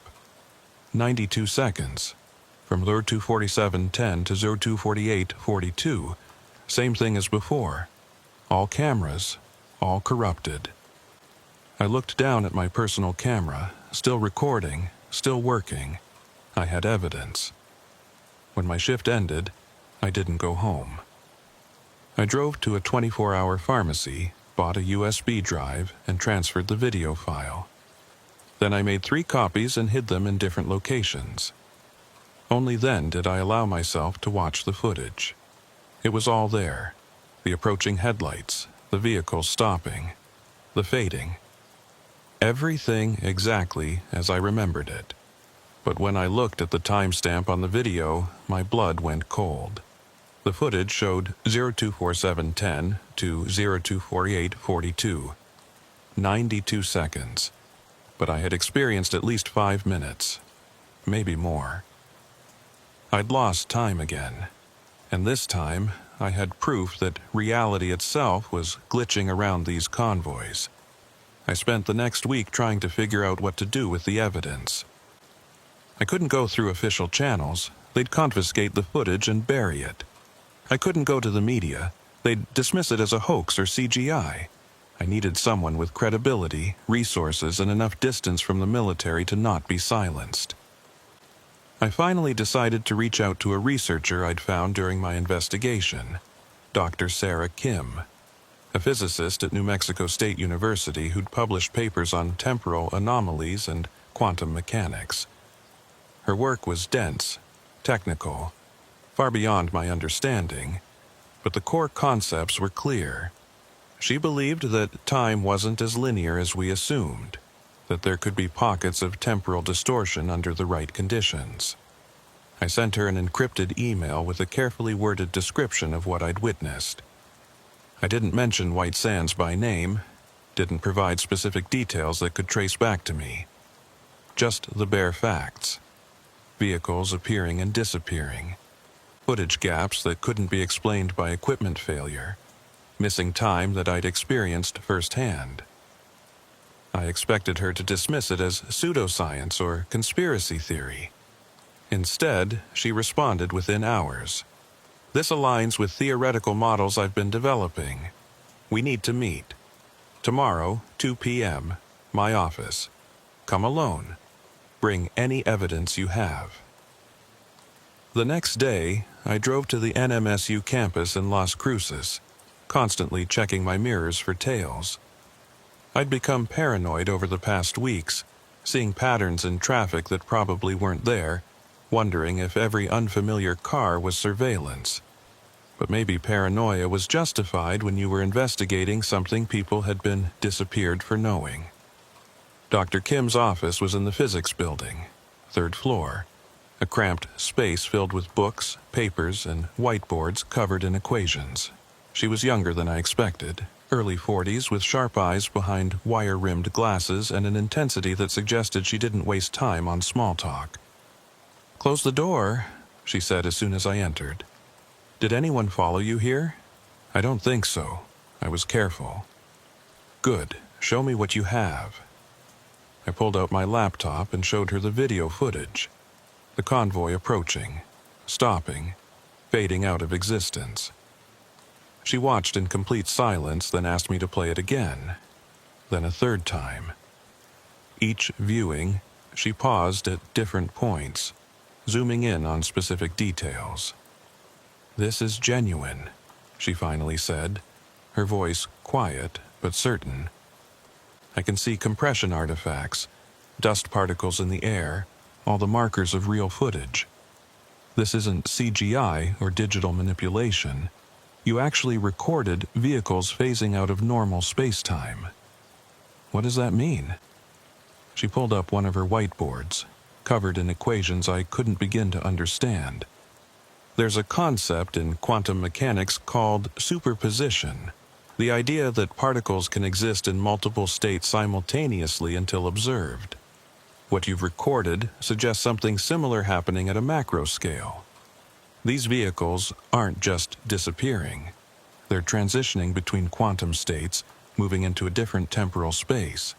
But that's not possible. Not with something as large as a vehicle. "It shouldn't be possible," she corrected, "based on our current understanding of physics. But our understanding is incomplete. We know there are forces and dimensions we can't directly observe. Dark matter, dark energy, quantum entanglement operating at distances that shouldn't allow for instantaneous communication. What if there are other principles we haven't discovered yet? What if certain conditions, electromagnetic fields, quantum fluctuations, or something else, can create temporary bridges between different states of reality? You're saying this is natural. I'm saying it might be induced, created deliberately by technology we don't recognize as technology." She copied my video file to her computer. "I need to run this through some analysis software, look for patterns in the electromagnetic spectrum, see if there are any anomalies in the way light is behaving around these vehicles. Can you leave this with me for a few days?" "How do I know it'll be safe?" "You don't. But I've spent my entire career studying phenomena that mainstream physics says shouldn't exist. I know how to be discreet." She met my eyes. "Isaiah, what you've documented here is potentially the most important piece of evidence for temporal displacement ever recorded. If this is real, and I believe it is, it means we need to completely revise our understanding of space-time. But it also means you're in danger." "I know." "Do you? Because if this footage becomes public, if it gets verified by the scientific community, you'll become a target. Not just from the military, from everyone who has a vested interest in keeping this quiet. defense contractors, intelligence agencies, maybe even foreign governments. She saved the file to an encrypted drive. You need to make copies, multiple copies. Hide them in different locations. Because if something happens to you, this evidence needs to survive. Over the next 2 weeks, Dr. Kim worked on analyzing the footage. She sent me encrypted updates, careful never to use specific terminology that might trigger keyword surveillance. She found patterns, specific frequencies of electromagnetic radiation surrounding the vehicles as they faded, temporal distortions that showed up as anomalies in the video's metadata, evidence of quantum decoherence on a scale that shouldn't be possible outside of laboratory conditions. She was building a scientific case, real, peer-reviewable evidence that something impossible was happening at White Sands. Then, on a Thursday afternoon, her emails stopped. I waited 2 days, thinking maybe she was busy or had found something that required deeper analysis. But when I tried calling her office, I got a recording saying the number had been disconnected. I checked the university's website. Her faculty page was gone. I drove to campus and went to her office. A different professor was using it. Young guy, maybe 30, who looked confused when I asked about Dr. Kim. "I don't know anyone by that name," he said. "I've been using this office since the beginning of the semester."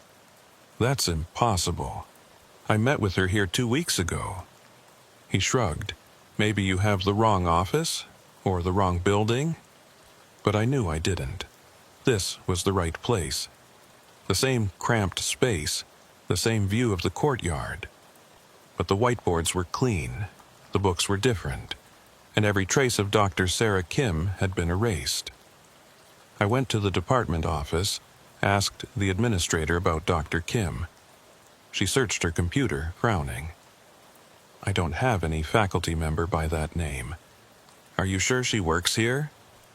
"She's a physicist, published papers on temporal anomalies. I met with her 2 weeks ago." "I'm sorry, but we don't have anyone matching that description on our staff." I pulled out my phone, showed her the email correspondence. The administrator looked at it, her frown deepening. "This email address doesn't match our university domain.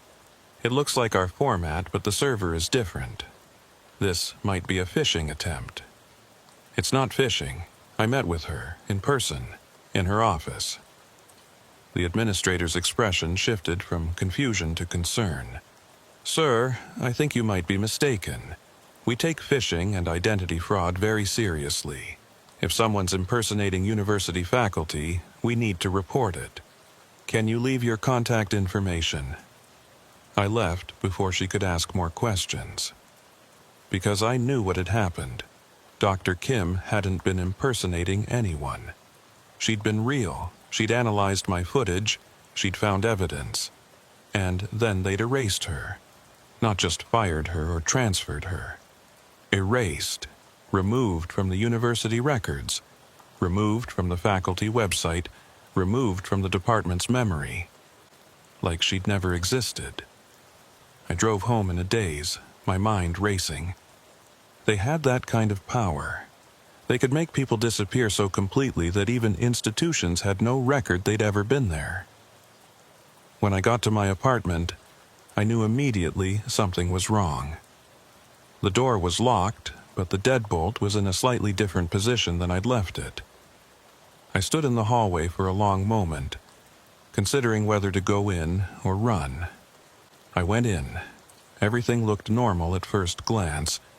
Nothing obviously disturbed, no signs of forced entry. But I developed a habit of leaving subtle markers, a hair across a drawer, a book positioned at a specific angle, dust patterns on surfaces. Every single marker had been disturbed. They'd been here, professionals, careful enough that a casual observer wouldn't notice. But they'd been here, searching for something. The video files, the encrypted drives, the evidence. I checked my hiding spots. The drives were gone. All 3 of them hidden in different locations throughout the apartment.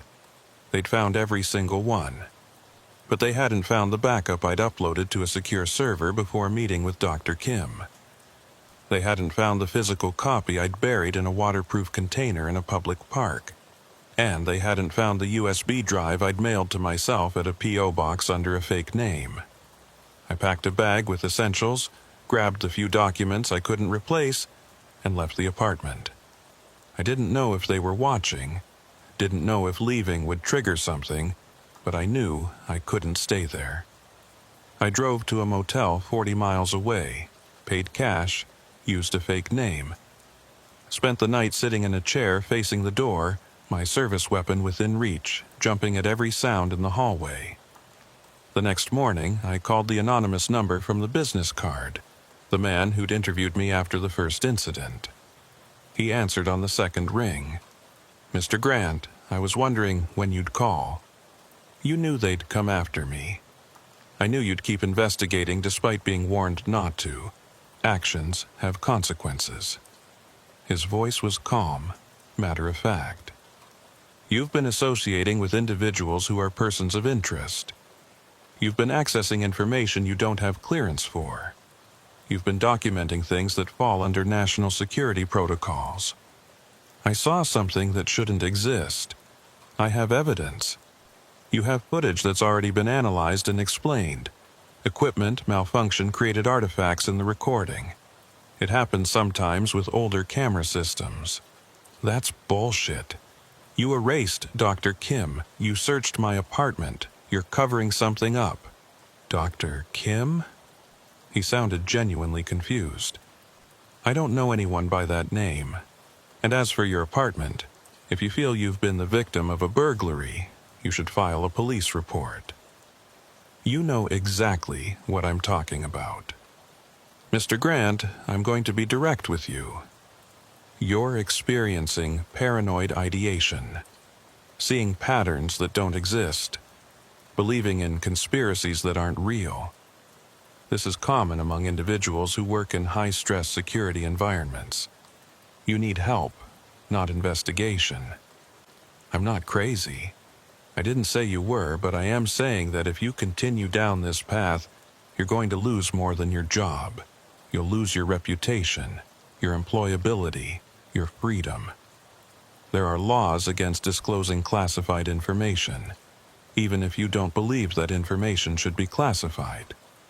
Do you understand what I'm telling you? You're threatening me. I'm warning you, for your own good." He paused. "Go home, Mr. Grant. Delete whatever files you think you have. Stop contacting former contractors. And for God's sake, stop looking for patterns in random events. Live your life. Move on. That's the only advice I can give you." He hung up. I sat there in the motel room, staring at my phone, knowing that I'd just been given my final warning. Keep investigating and disappear like the others, or walk away and live with knowing the truth would stay buried. It wasn't really a choice, and I realized that I was next. I quit White Sands the following week. Didn't give notice, didn't file paperwork, just stopped showing up. I deleted my social media, changed my phone number, and left New Mexico. I'm writing this from a place I won't name, under a name that isn't mine. The video files are hidden in locations that would take years to find. Dr. Kim's analysis is encrypted and stored on servers in 3 different countries. I don't know if I'll ever feel safe enough to release any of it, because the thing about the truth is, sometimes it's more dangerous than the lies we tell to protect ourselves. What I saw at White Sands was real. The convoys that appeared and disappeared, the vehicles that passed through solid barriers, the time that vanished without explanation, all of it happened. And it's still happening right now to other contractors and soldiers who are told to keep quiet or lose everything. There's something at White Sands that exists outside our normal understanding of reality. Something that's been there for decades, maybe longer. And the people who know about it will do anything to keep it secret. I don't know if it's technology or something else entirely. I don't know if it's human-made or comes from somewhere else. But I know this. If you ever work at White Sands and you see something that doesn't make sense, vehicles that appear from nowhere, lights that move in impossible ways, time that disappears from your memory, don't report it. Don't investigate it. Don't try to understand it. Just walk away. Because once you start seeing the pattern, once you realize how deep it goes, you can't unsee it. And the people who guard that secret don't forget.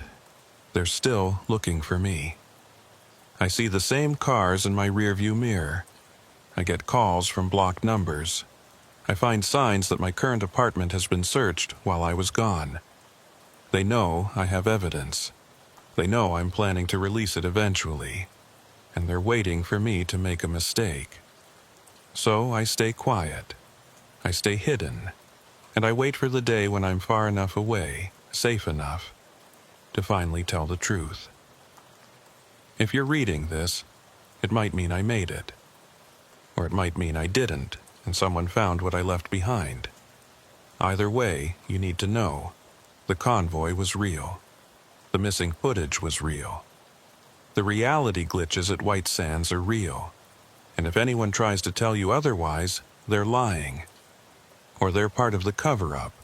Or they're the next person who's about to disappear. Just like Rodriguez. Just like Dr. Kim. Just like me.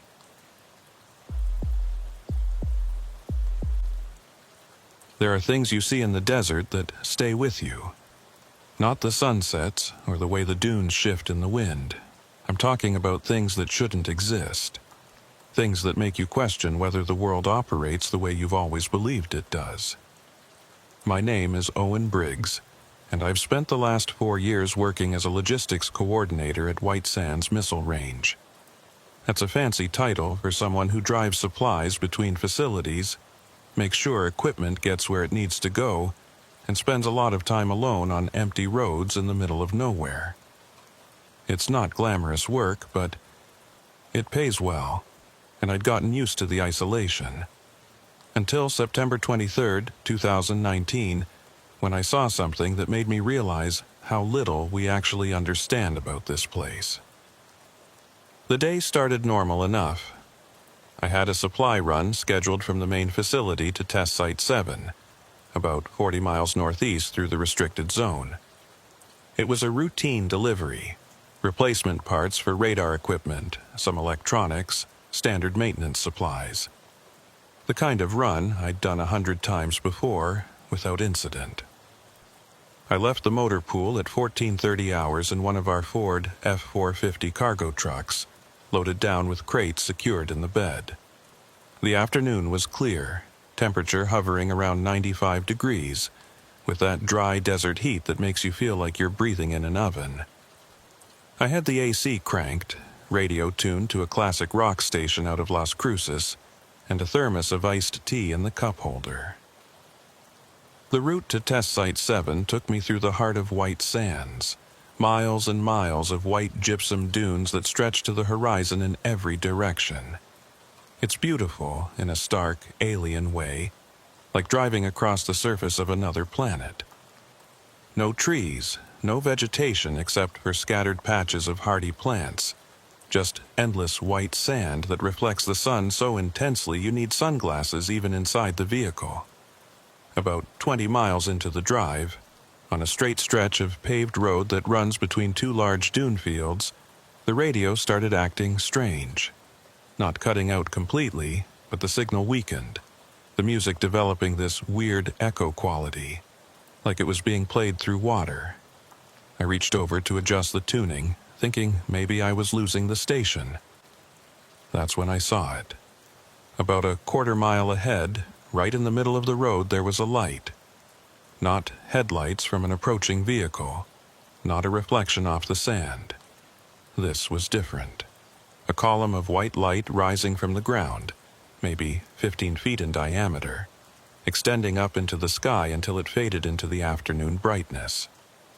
I eased off the gas, slowing from 55 to about 30 miles per hour. The light wasn't moving.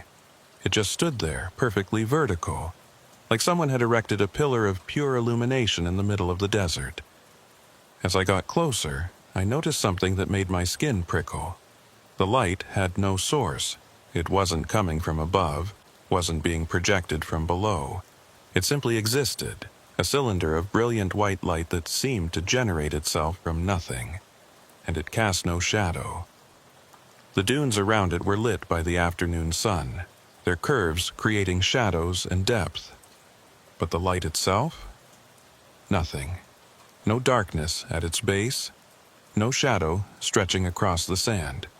It was like looking at something that didn't quite exist in the same physical space as everything around it.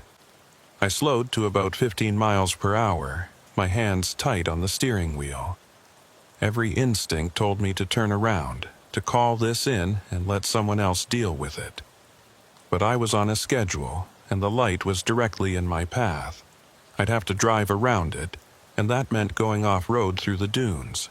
Not impossible in the F-450, but not ideal either. I grabbed my radio. "Base, this is Transport 12. I've got an obstruction on Route 7, about 20 miles from the main facility. Requesting guidance." Static. Not the normal crackle of transmission, but solid, uninterrupted static. I tried again. "Base, do you copy? I need verification on any active tests in this sector." More static. My radio was dead, or being jammed, or something else I couldn't explain. I was about 200 yards from the light now, and I could see more details that made no sense. The air around the column seemed to shimmer, but not from heat distortion. It was more like looking at something through a lens that was slightly out of focus, like reality itself was bent around it. And there was no sound. The desert's always quiet during the day. No birds, no insects, just wind and silence.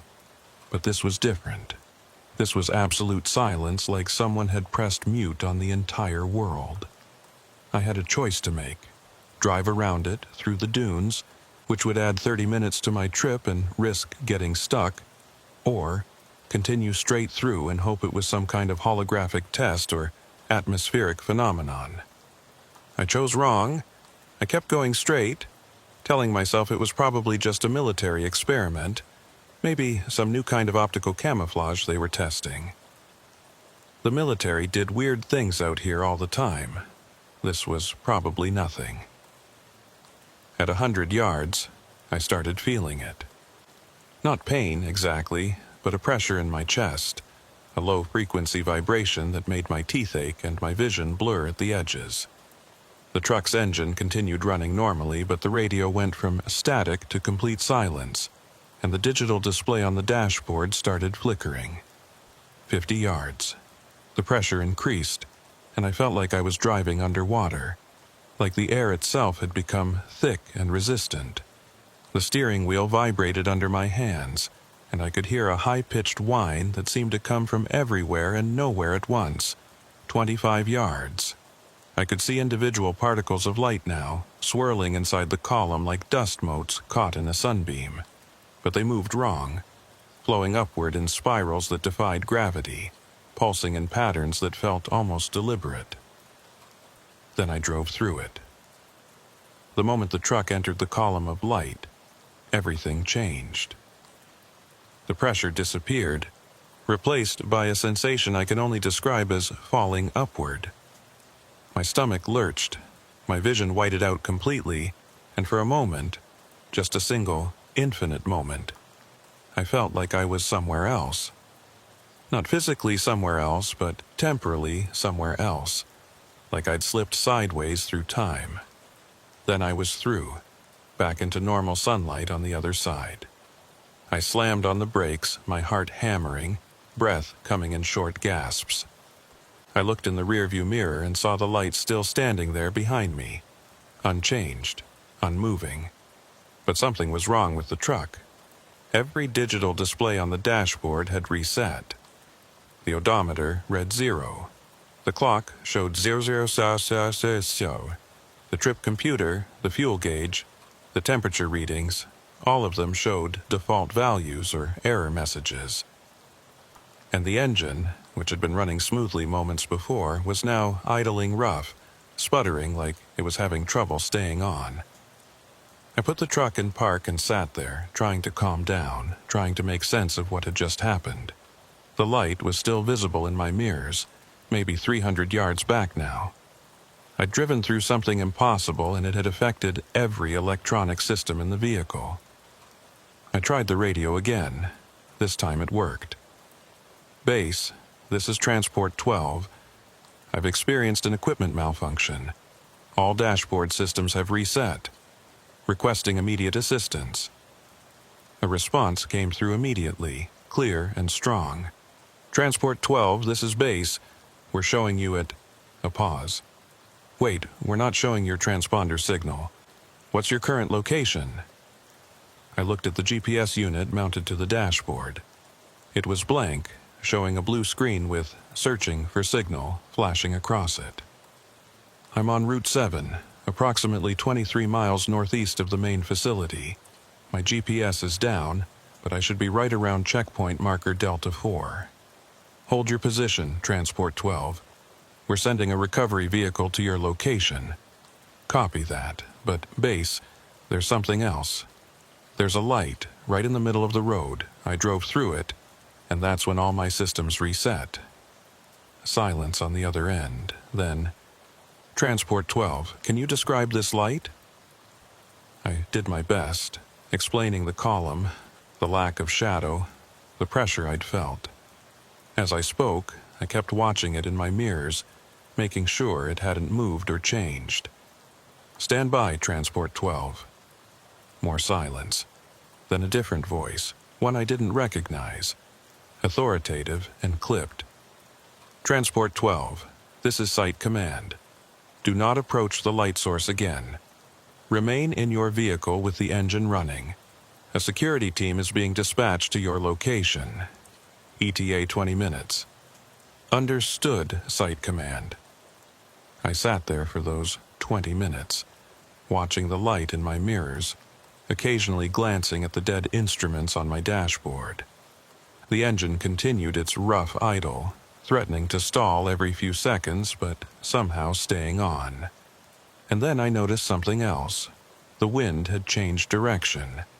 When I'd first seen the light, there'd been a steady breeze from the southwest, typical for this time of day. But now it was coming from the northeast, directly toward the light, like it was being pulled into it. But the sand wasn't moving. I should clarify that. The dunes around me showed no signs of wind at all. No sand streaming off the peaks, no ripples forming on the surface. The wind was blowing. I could feel it when I stuck my hand out the window, but the sand remained perfectly still, like it was frozen in place. That's when I started to understand that whatever I was looking at, whatever I'd driven through, wasn't just unusual. It was operating on principles that didn't match the physical world I understood. The security team arrived in 2 Humvees, 4 personnel in desert fatigues and tactical gear. They set up a perimeter around my truck, and the team leader, a woman named Sergeant Ramos, approached my window. "Mr. Briggs, are you injured?" "No, ma'am. Shaken up, but not hurt." "Good. We need you to exit the vehicle slowly. Don't make any sudden movements, and keep your hands visible." I did as instructed, climbing out of the truck with my hands raised slightly. One of the other team members immediately moved to my truck with some kind of handheld device, scanning it while Ramos continued questioning me. "You said you drove through the light source. Can you describe exactly what you experienced?" I walked her through it. The pressure, the sensation of falling upward, the moment when everything went white. She listened without interrupting, her expression neutral, giving nothing away. "And your instruments reset immediately after?" "Yes, ma'am, everything digital. The odometer, the clock, all the displays." The team member scanning my truck called out, "Sergeant, I'm reading elevated EM fields around the vehicle. Nothing dangerous, but significantly above baseline." Ramos nodded, then looked past me at the light, still visible on the road behind us. We're going to need you to come with us. Your truck will be towed back to the facility for analysis. What about my delivery? The delivery can wait. Right now, we need to debrief you and run some medical checks, standard procedure. I knew it wasn't standard procedure. In 4 years of working at White Sands, I'd never heard of logistics personnel being debriefed by security teams. But I also knew better than to argue. They put me in one of the Humvees, and as we drove back toward the main facility, I watched the light through the rear window. It remained stationary, unchanged, a pillar of impossibility standing in the middle of the desert. And just before we drove around a curve that would take it out of sight, I saw something that made my blood run cold. Another vehicle was approaching the light from the opposite direction. A civilian pickup truck, probably someone from one of the nearby ranches who had access to the peripheral roads. They were driving fast, clearly not aware of what they were about to encounter. I started to say something, to tell Ramos that we needed to warn them, but before I could speak, the pickup truck drove straight through the column of light and disappeared. Not drove out the other side like I had, just vanished, completely and instantly, like someone had erased it from existence. "Sergeant," I said, my voice barely above a whisper. "That truck, it just—" "I saw it," she said, her tone flat. She keyed her radio. "Command, this is Ramos. We have a civilian vehicle that has entered the anomaly. I need a full containment team at that location immediately." "Copy that, Ramos. Teams are being scrambled now." I turned to look at her. "What do you mean, anomaly? What is that thing?" She met my eyes, and for just a moment I saw something there. Not fear, exactly, but a deep, profound concern. "That's above your clearance level, Mr. Briggs. And for your own safety, you need to forget what you saw today." But I knew I'd never forget. Because in that moment, watching a vehicle vanish into nothing, I understood that White Sands wasn't just a missile testing range. It was a place where reality itself came unraveled. The debriefing lasted 4 hours. They took me to a facility I'd never been to before, a nondescript building on the eastern edge of the main base with no windows and minimal signage. Inside was a maze of corridors and small rooms, all painted in neutral colors, all carefully designed to be forgettable. I sat in an interview room with Sergeant Ramos and 2 other people who never introduced themselves. One was a man in his 50s wearing civilian clothes but with the bearing of someone who'd spent time in the military. The other was a woman in her 30s with a tablet and a recording device, taking notes throughout the entire conversation. They asked me to describe what I'd seen, experienced, and felt in as much detail as possible. They asked the same questions multiple ways, cross-referencing my answers, looking for inconsistencies. They asked about my mental state, my stress levels, whether I'd been using any substances that might affect perception. I answered everything honestly, because what was the point of lying? I'd driven through something impossible, my truck's systems had been affected, and I'd watched another vehicle disappear. Those were facts, regardless of how impossible they seemed. After the 4th hour, the older man leaned back in his chair and sighed. "Mr. Briggs, you've been very cooperative, and we appreciate that. But I need you to understand something. What you witnessed today falls under national security protocols. You're not to discuss it with anyone, not coworkers, not friends, not family. Is that clear?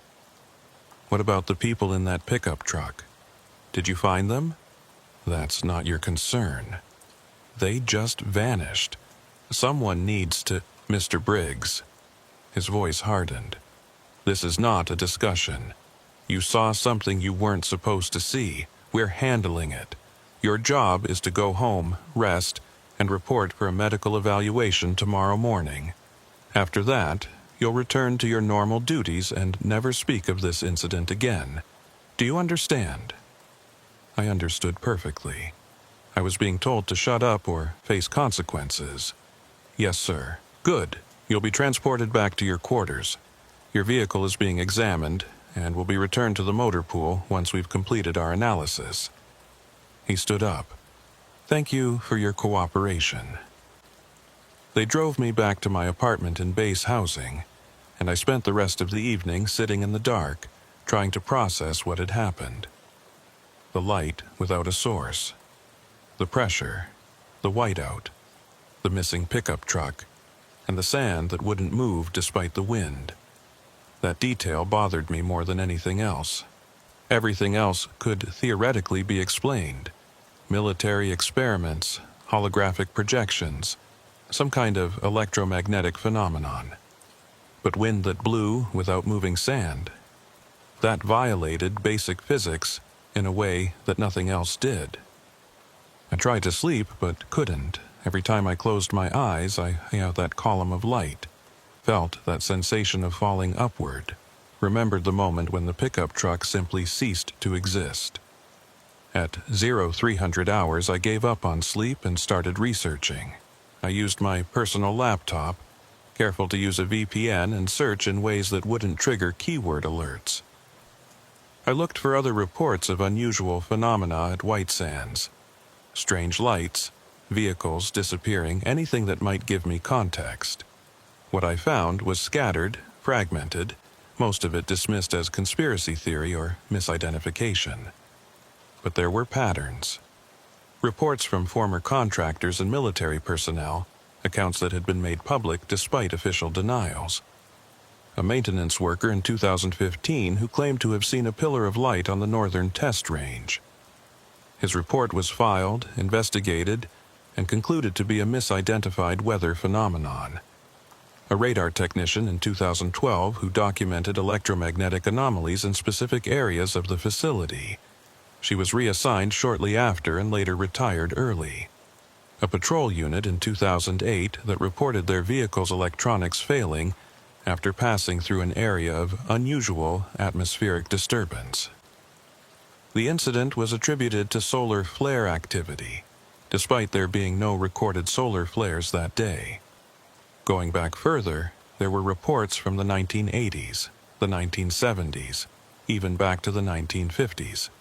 Lights that appeared and disappeared. Equipment that malfunctioned for no reason. Personnel who experienced missing time or disorientation. All of it explained away. All of it buried under layers of official investigation that concluded nothing unusual had happened. But I'd seen it. I'd driven through it. And I knew the official explanations were lies. The next morning I reported for my medical evaluation. They ran blood tests, checked my vital signs, did a neurological exam. Everything came back normal. The doctor, a military physician who seemed annoyed at having to see me, declared me fit for duty and sent me on my way. I went back to work, back to driving supplies across the desert, back to the routine of loading trucks and checking manifests and spending hours alone on empty roads. But I couldn't stop thinking about the light. And I couldn't stop wondering what had happened to the people in that pickup truck. 3 weeks later, I found out. I was having lunch in the cafeteria when I overheard 2 security personnel talking at the next table. They were speaking quietly, but not quietly enough. Found the vehicle this morning, out past Zone 17, just sitting in the middle of nowhere. Any sign of the occupants? That's the weird part. Truck was empty, but there was no indication anyone had gotten out. Doors were closed, windows up, keys still in the ignition, just empty. What did the investigation team say? Same as always, equipment malfunction. Occupants probably got disoriented, wandered off into the desert. They'll search for a few more days, but you know how these things go. Yeah. Another unsolved mystery. They finished their lunch and left, and I sat there feeling sick. The people in that truck hadn't wandered off into the desert. They'd driven into that light, and something had happened to them. Something the official investigation would never acknowledge. I started paying closer attention after that. Not just to my own experiences, but to the patterns around me. I noticed that certain areas of white sands seemed to have higher rates of equipment malfunction and personnel incidents. I noticed that some roads were avoided by veteran drivers, not because they were in poor condition, but because they went through areas that people said felt wrong. And I noticed that whenever someone reported something unusual, they either stopped talking about it very quickly or disappeared from the facility entirely. I met a contractor named Lucas who worked supply runs like I did. We'd crossed paths a few times at various delivery points, and one day we ended up taking a break together at a remote equipment shed about 30 miles from the main facility. The shed was one of those way stations scattered throughout White Sands. Nothing fancy, just a concrete block building with basic supplies, a water cooler, and a place to get out of the sun. Lucas was already there when I arrived, sitting in the shade with a sandwich and a bottle of water. "Mind if I join you?" I asked. "Be my guest." He gestured to the space beside him. "Owen, right? I've seen you around the motor pool." "Yeah, Lucas." He nodded, and we sat in comfortable silence for a few minutes, both of us just enjoying the break from driving. But I kept thinking about the light, about what I'd seen, and finally I couldn't hold it in anymore. "You ever see anything weird out here?" I asked, keeping my tone casual. He stopped mid-bite, looked at me for a long moment like he was deciding whether to trust me. His expression shifted, not quite guarded, but careful. Finally, he set down his sandwich and said, "Depends on what you mean by weird. Lights, equipment failures, things that don't make sense." He was quiet for so long I thought he wasn't going to answer. Then he said, "Everyone who works out here long enough sees something. Most people learn to ignore it." He took a drink from his water bottle. "Why? You see something?" I told him about the light, leaving out some of the more impossible details at first, just enough to see how he'd react.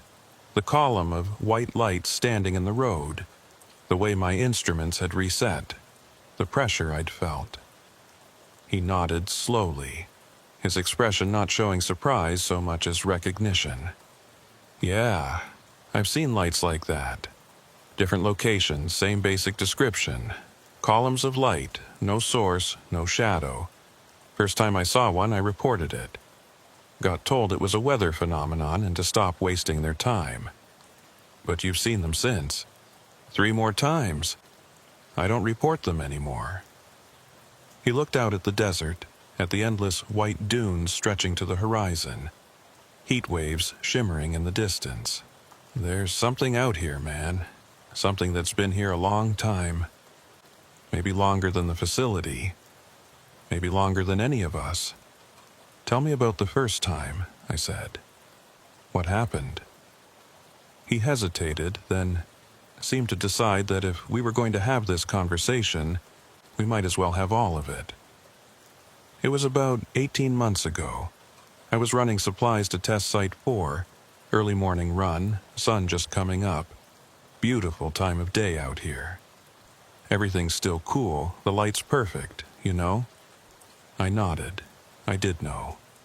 Dawn in White Sands was one of the few times the desert felt peaceful instead of hostile.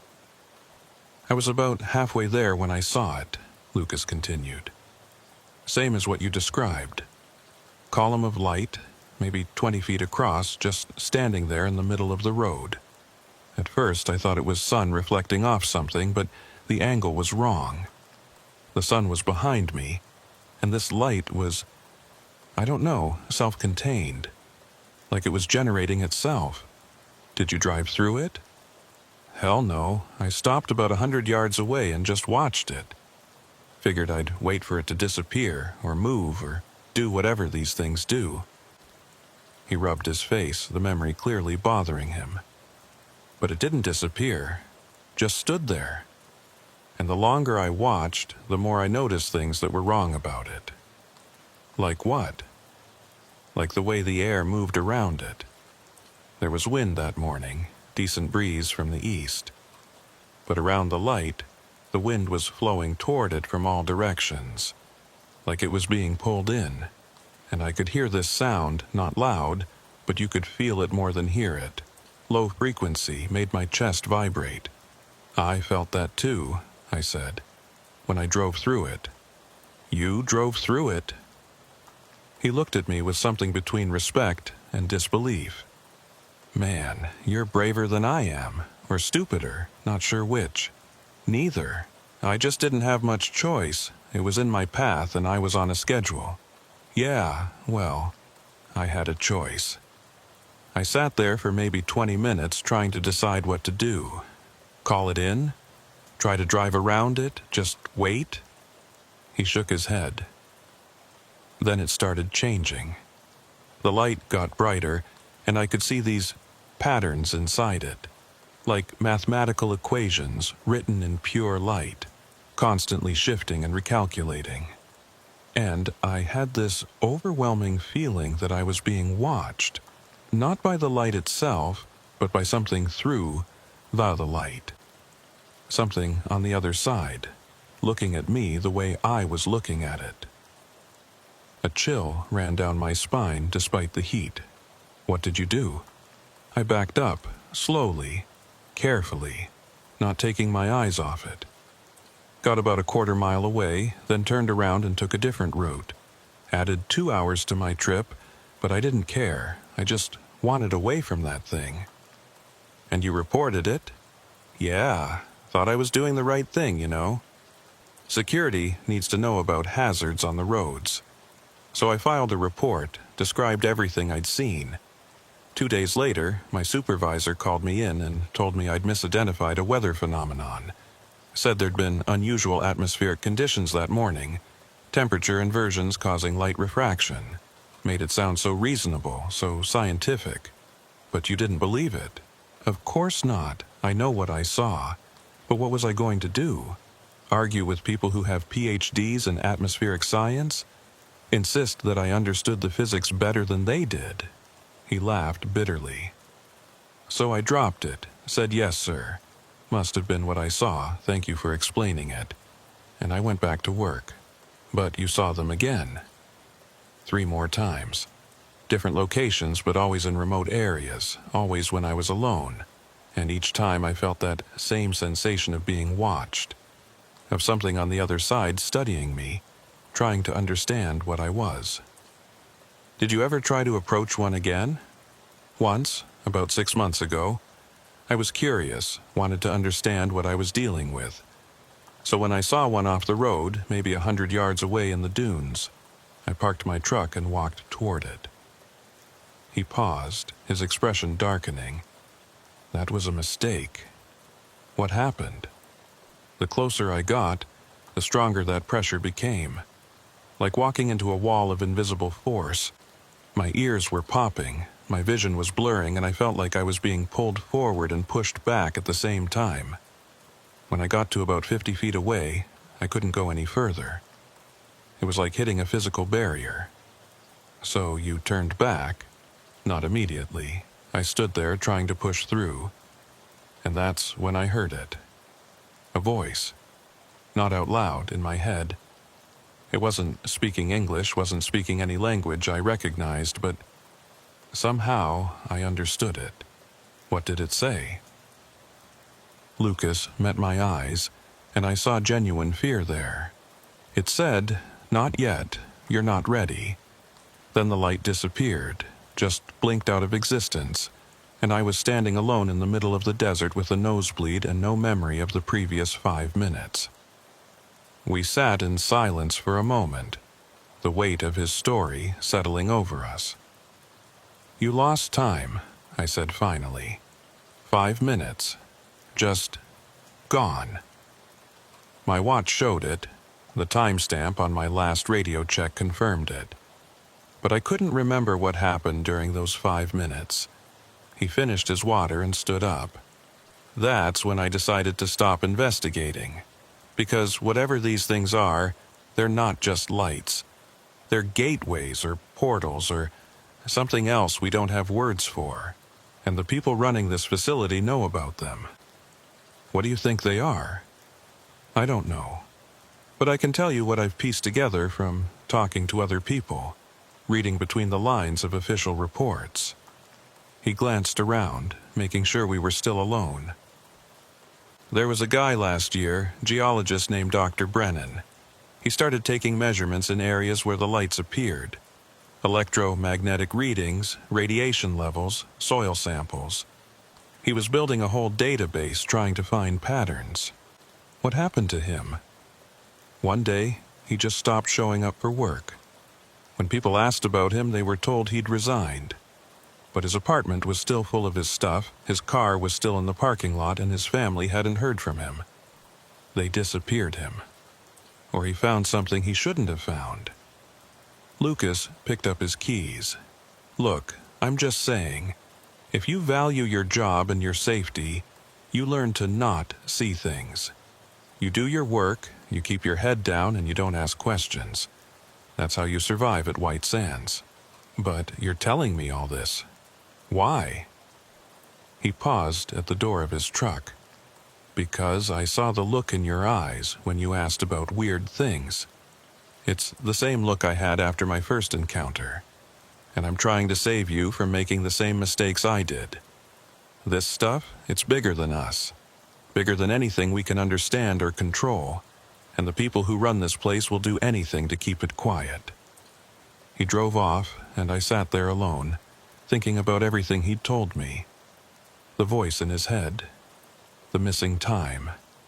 Dr. Brennan, who'd started asking questions and disappeared. I should have listened to his warning. Should have dropped it right there. But I couldn't. Because I needed to know more about Dr. Brennan. That evening, I started digging. I used public records databases, social media, anything I could access without triggering security alerts. Dr. Marcus Brennan, geologist, employed at White Sands from 2017 to 2018, specialized in geological surveying and mineral analysis. I found his LinkedIn profile, last updated in August 2018, showing he was working at White Sands. No updates since. I found a Facebook page, dormant for over a year. I found a publication list showing several academic papers on desert geology, the last one published in July 2018.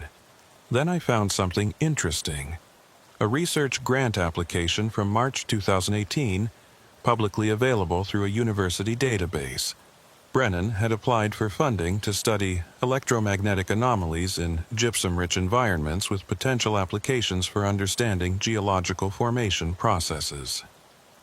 The application included a preliminary data section showing electromagnetic readings from various locations at White Sands. Most of the readings were normal, baseline measurements you'd expect. But 3 locations showed massive spikes, readings that were orders of magnitude higher than they should have been. The locations were marked on a map. I cross-referenced them with my own experiences and Lucas's descriptions. All 3 were places where we'd seen the lights. Brennan had found a pattern. He'd identified the locations where the phenomena occurred most frequently, and he'd been measuring them, documenting them, building a scientific case. And then, he'd vanished. I found one more piece of information. A post on a geology forum from August 2018, username M. Brennan Gipusaish. Geo. Working on something big at my current site. Can't discuss details yet, but if my hypothesis is correct, it's going to challenge some fundamental assumptions about how we understand space and time. More soon. There was no more soon. That was his last post anywhere online. I sat back from my computer, my heart pounding. Brennan had found something. Something significant enough to make him believe he was on to a major discovery, and shortly after posting about it, he'd disappeared. I thought about the voice Lucas had heard. Not yet. You're not ready. Ready for what? To understand? To see what was really happening here? The next day, I did something I probably shouldn't have done. I drove to the address listed for Dr. Brennan's apartment, a complex near the base that housed a lot of White Sands personnel. The apartment manager was reluctant to talk, but when I said I was trying to locate a colleague who hadn't been responding to work emails, she softened slightly. Dr. Brennan? Yes. He lived here for about a year. Quiet tenant, never any problems, paid his rent on time, kept to himself. Do you know where he went when he moved out? That's the strange thing. He didn't exactly move out. One day in August, about a year and a half ago, he just stopped coming home. His car stayed in the parking lot, mail piled up, and after a week, management got concerned and did a wellness check. What did you find? Nothing unusual. Apartment was neat. All his belongings were there, no signs of distress, but he was just gone. We tried contacting him, tried his emergency contacts, but nobody knew where he was. After 30 days, his employer, White Sands, called and said he'd resigned and moved out of state. They arranged for his things to be packed up and stored. Did that seem strange to you? She gave me a look that suggested she'd seen a lot of strange things working near White Sands. Everything about that situation was strange. But it wasn't the first time someone from the facility just up and disappeared without explanation. You work around there long enough, you learn not to ask too many questions. I thanked her and left, but her words stayed with me. Not the first time someone just disappeared. How many others had there been? How many people had seen things, started asking questions, and vanished? That night, I couldn't sleep. I kept thinking about Brennan's last forum post, about his belief that he was onto something that would challenge fundamental assumptions about space and time. What if the lights weren't just phenomena? What if they were intentional? What if something was using them to study us, the same way we might use instruments to study geological formations? And what if Brennan had figured that out? The next morning, I made a decision. I was going to one of the locations Brennan had marked on his map, one of the spots where he'd recorded those massive electromagnetic spikes. I was going to see if I could find evidence of what he'd been studying. It was reckless, it was probably dangerous, but I needed to know. I just didn't realize how much that decision would cost me. This time, I wasn't alone. It was October 15th, just after 1600 hours. I was running a delivery to Test Site 12 with Lucas riding along. His truck had broken down that morning, and he needed a ride to the site to pick up some equipment. We were taking the same route I'd traveled when I first encountered the light, Route 7 through the heart of the dune fields. We were talking about nothing important. Sports, weekend plans, the usual small talk that fills long drives through empty desert. The radio was playing classic rock, the AC was running, everything was normal. Then Lucas said, "Oh shit." I looked where he was pointing and saw it. The same column of light standing in the middle of the road about half a mile ahead. Same brilliant white, same impossible verticality, same complete absence of shadow. "That's it," I said, my mouth suddenly dry. "That's what I saw before." Lucas had gone pale. "We need to turn around." "I can't, not here. Road's too narrow, and if I try to turn in this sand, we'll get stuck." I eased off the gas, slowing down. I drove through it before. It reset my instruments, but I made it through. "What about that pickup truck you told me about? The one that disappeared?" That was different. They were going faster, maybe, or something changed about the light. I was trying to convince myself as much as him. "We'll go slow. If anything feels wrong, I'll stop." "This is insane. You have a better idea?" He didn't. We couldn't turn around, couldn't safely go off-road in a fully loaded truck. We either had to drive through it or sit here and wait for it to disappear, which could take hours, or days, or never. I grabbed my radio. "Base, this is Transport 12. We've encountered that atmospheric phenomenon again on Route 7. We're going to proceed through at low speed. Please monitor our transponder. Negative Transport 12. Hold your position. We're sending a security team. Base. We're on a time-sensitive delivery. If we hold here, we'll miss the maintenance window at Test Site 12. A different voice came on, authoritative. Transport 12. This is Site Command. You are ordered to hold position. Do not proceed toward the phenomenon. I looked at Lucas. He looked at me. We both knew that if we waited for the security team, we'd spend the rest of the day being debriefed, possibly face disciplinary action for being in the wrong place at the wrong time. Your call, Lucas said. But if we do this, we do it together. I made a decision. Probably the wrong decision, but I made it anyway. Copy that, Site Command. Holding position. Then I switched off the radio and started driving forward. What are you doing? Lucas asked. My job, delivering supplies. If they ask, we'll say the radio cut out and we didn't hear the order. I glanced at him. You can get out and walk if you want. I won't blame you. He stayed in his seat, but his hands were gripping the door handle tight enough that his knuckles had gone white. We approached the light slowly, maybe 10 miles per hour. At 200 yards, the same sensation started. Pressure in my chest. High-pitched whine at the edge of hearing, dashboard displays starting to flicker. At 100 yards, Lucas said, "The wind. Look at the sand." He was right. Wind was blowing from behind us, pushing toward the light. I could feel it through the open vents, could see dust and small debris moving. But the sand dunes on either side of the road weren't moving at all. No ripples, no streaming particles, nothing. The wind existed, but it wasn't affecting the environment the way wind should. Physics doesn't work right around it, I said. Whatever it is, it's changing the rules. 50 yards, the pressure increased dramatically, and I felt that same sensation of falling upward. Lucas groaned, pressing his hands against his temples. You okay? Headache, bad one. Feels like my skull is being squeezed. We're almost through. 25 yards.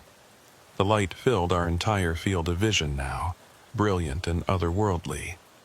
I could see those same particles swirling inside it, moving in patterns that suggested intelligence, purpose, design. Then we entered it. The world went white. Not bright white like staring at a light bulb. Absolute white. Like someone had erased color itself from existence. I couldn't see Lucas. Couldn't see the dashboard. Couldn't see my own hands on the steering wheel. But I could feel. The steering wheel was still there, solid under my grip. The gas pedal was still under my foot. The truck was still moving. I could feel the vibration of the tires on pavement, and I could hear Lucas screaming. Not in pain, though there was pain in his voice. This was terror, raw and primal. The kind of sound you make when your mind encounters something it can't process. Then we were through, back into normal sunlight. The world snapping back into focus like someone had flipped a switch. I immediately pulled over and killed the engine. Lucas was hyperventilating, his eyes wide, hands shaking. I wasn't much better. My heart was racing and I felt like I was going to throw up. What? What was that? Lucas gasped between breaths. I know. Deep breaths. You're okay. We made it through. No, you don't understand. I felt like I was being pulled apart. Like every atom in my body was trying to go in a different direction. He looked at his hands like he wasn't sure they were really his. And I saw, Jesus Christ, I saw... What did you see? I don't know. I can't. It's fading already. Like trying to remember a dream. But there was something there. In the white. Something that saw us. He looked at me with genuine terror in his eyes. We need to get out of here, now. I checked the dashboard. Just like before, everything had reset. Odometer at 0, clock at 00, all displays showing error codes. I restarted the engine. It caught on the third try, running rough but functional. My radio crackled to life. Transport 12, this is Site Command. Respond immediately. I grabbed the mic. Site Command, this is Transport 12. We're through the phenomenon. Vehicle systems have been affected, but we're operational. Transport 12, you were ordered to hold position. Radio malfunction, sir. We didn't receive the order. The lie came easily. But we've completed passage through the anomaly, continuing to test Site 12. There was a long pause. Negative, Transport 12. Reverse course and return to base immediately. This is a direct order. I looked at Lucas. He shook his head violently. Don't argue. Just do what they say. I want out of here. Copy that, Site Command. Reversing course. I did a 3-point turn and started heading back the way we'd come. In my rearview mirror, I could see the light still standing there, unchanged. But something was different now. The air around it was shimmering more intensely, and the wind had increased, howling toward the column with enough force that I could feel it buffeting the truck. But still, the sand wasn't moving. It's getting stronger, Lucas said, watching through his side mirror. Whatever that thing is, it's building up to something. How do you know? I just know. I can feel it, like a pressure building in my skull. We drove in silence for about 5 minutes, and then Lucas said, Stop the truck. What? Stop the truck, look. I pulled over and looked where he was pointing. Off to the east, maybe 3 miles away, I could see another column of light. And beyond that, further north, another one, and another. 4 columns of light, all identical, all standing like sentinels across the desert. They're forming a pattern, Lucas said. Look at the spacing. They're equidistant from each other. He was right. The lights formed a perfect square, each one positioned exactly the same distance from the others. That's not natural, I said. No shit, it's not natural. He pulled out his phone, started taking pictures. This is something else, something coordinated, something... The lights changed. All 4 of them simultaneously increased in intensity, becoming so bright I had to look away. And then they began to pulse, all in perfect synchronization. 1 second bright, the next dimmer, then bright again, maintaining a steady rhythm. They're communicating, Lucas said, his voice barely audible over the wind. Or signaling, or something. The wind had become a gale now, all of it flowing toward the nearest light column. And finally, impossibly, the sand began to move. But it moved wrong. Instead of being blown by the wind, creating ripples and streams across the dune surfaces, the sand was lifting straight up, rising in defiance of gravity, streaming toward the light in thin ribbons that twisted and spiraled as they climbed. We watched in complete silence as tons of sand flowed upward into the lights, disappearing into that impossible whiteness. The dunes were shrinking, deflating, as their substance was pulled into something beyond our understanding. We need to go, I said, right now. I put the truck in gear and drove as fast as I dared, watching in my mirrors as more and more sand lifted into the air behind us.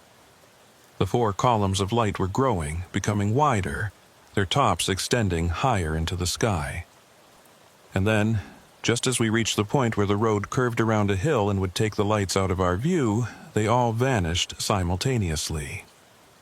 The wind stopped. The sand that had been floating in the air fell back to the ground, and the pressure in my skull, which I'd barely noticed until it was gone, released all at once. Lucas and I looked at each other, and I saw my own terror reflected in his face. What the hell are we dealing with? He asked. I don't know, but we just saw something we definitely weren't supposed to see. When we got back to base, the security team was waiting. They separated us immediately, putting us in different rooms, different debriefers. I went through the same process as before: questions, observations, mental health evaluation. They asked about what we'd seen, what we'd felt, what we'd experienced during and after passing through the light. I told them most of it. I described the whiteout, the pressure, the sensation of falling upward. I told them about driving through the column and having all my instruments reset. But I left things out. I didn't mention the 4 lights arranged in a perfect square. I didn't mention the sand flowing upward in defiance of gravity. I didn't mention that final moment when all 4 columns seemed to pulse in synchronization before vanishing. Some instinct told me those details were too dangerous to share, that knowing about them would make me more of a target than I already was. After 6 hours of questioning, they released us with the same warnings as before. Don't discuss this with anyone. National security protocols, standard procedure. But this time, something was different. The debriefer, a woman I'd never seen before, probably mid-50s with the kind of face that had seen too much, looked me in the eye and said, "Mr. Briggs, I want you to understand something. What you encountered today is part of an ongoing situation that we're still trying to understand. We're not hiding it from you out of malice. We're protecting you from information that could put you at risk." "Risk from what?" I asked. "From people who would do anything to learn what we know. From foreign intelligence services who would consider this information valuable enough to kill for. From individuals and organizations that would see this facility shut down if they understood what we're really dealing with here." She leaned forward, her expression intense. "You seem like a smart person, Mr. Briggs. So I'm going to give you advice that could save your life. Forget what you saw. Forget the lights. Forget the sensations.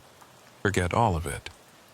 Because the alternative is spending the rest of your life looking over your shoulder, wondering when someone's going to decide you know too much." That sounds like a threat. It's a warning from someone who's been doing this longer than you've been alive. She stood up, preparing to leave. "There are things happening at White Sands that challenge everything we think we know about physics, about reality, about the nature of the universe itself. And there are powerful interests, military, corporate, governmental, that want to understand these things before anyone else does. People who see through these phenomena, people who start asking questions, they become liabilities. Like Dr. Brennan?" She froze, her hand on the door handle. Slowly, she turned back to look at me. "What do you know about Dr. Brennan?" "I know he was a geologist. I know he was studying electromagnetic anomalies in the areas where these lights appear, and I know he disappeared after he started finding patterns." Her expression hardened. "Dr. Brennan violated security protocols. He was collecting classified data without authorization, building databases of information he wasn't cleared to access. When confronted, he refused to comply with direct orders to cease his activities. So you disappeared him." "We didn't disappear anyone. Dr. Brennan chose to resign rather than face disciplinary action. Where he went after that is his business. His family hasn't heard from him. His apartment was abandoned. His car—" "Stop." Her voice was sharp. "Whatever you think you know about Dr. Brennan, whatever theories you're building in your head, let them go. He made choices that had consequences. Don't make the same mistakes he did."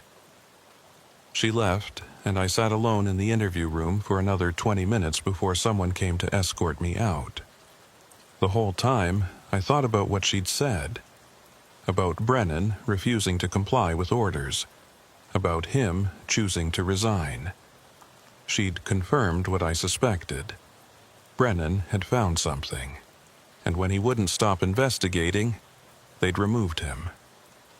Whether that meant forced resignation, relocation, or something worse, I couldn't know. but I knew I was on the same path.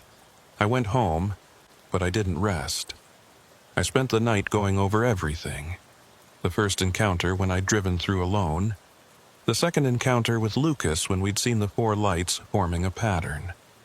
I thought about Brennan's research, about the electromagnetic readings he'd documented. And I thought about that voice Lucas had heard. Not yet. You're not ready. What if these lights weren't random phenomena? What if they were tests? What if something was evaluating us, determining whether we were ready to understand what they really were? The next morning, I tried to call Lucas. His phone went straight to voicemail. I tried again at lunch. Same result. By evening, I was concerned enough to drive to his apartment. The building manager told me Lucas had moved out overnight. Didn't leave a forwarding address, didn't say where he was going. Just paid what he owed, loaded his truck, and left. I went to the motor pool. Lucas's file showed he'd resigned, effective immediately. The official reason listed was personal circumstances requiring relocation. His new employer was listed as a private security firm in Houston, but when I called that security firm and asked about Lucas by name, they said they had no employee by that name and never had. Lucas hadn't resigned. He'd been disappeared, just like Brennan, just like everyone else who'd seen too much and refused to forget. I knew then that I had a choice to make. I could drop this, forget everything I'd seen, and go back to being just another contractor driving supplies through the desert. Or I could keep investigating and accept that I was probably signing my own termination papers. Or worse. I spent 3 days thinking about it. 3 days of going through the motions at work, driving my routes, delivering supplies, pretending everything was normal. But I kept seeing those lights in my mind. Kept feeling that sensation of passing through something that existed outside normal physics. Kept thinking about the sand flowing upward, and the 4 columns pulsing in perfect synchronization. On the 4th day, I made my decision. I started documenting everything. Every strange occurrence, every equipment malfunction. Every time another contractor mentioned seeing something unusual. I kept detailed notes, saved them on encrypted drives, created backups in multiple locations, and I started asking questions. Carefully, cautiously, but persistently. I talked to older contractors who'd been at White Sands for decades. I reviewed public records of incidents and accidents. I mapped out the locations where phenomena had been reported most frequently. The pattern was undeniable. The lights appeared in clusters, always in remote areas, always following the same general characteristics. And the areas where they appeared most often corresponded exactly to the locations Brennan had marked on his electromagnetic survey. But I found something else, too. Historical data going back to the 1940s. Reports from before White Sands was even established as a military facility, back when it was just desert and ranches. There were accounts from locals about strange lights in the dunes. Stories passed down through families about places in the desert where compasses stopped working, where animals refused to go, where the air felt wrong. The phenomena hadn't started with White Sands. The facility had been built on top of them, which meant whatever was causing the lights had been here long before we were. Possibly centuries before, possibly longer. I compiled everything into a report. Not an official report, something private, something I could share with people who might be able to help.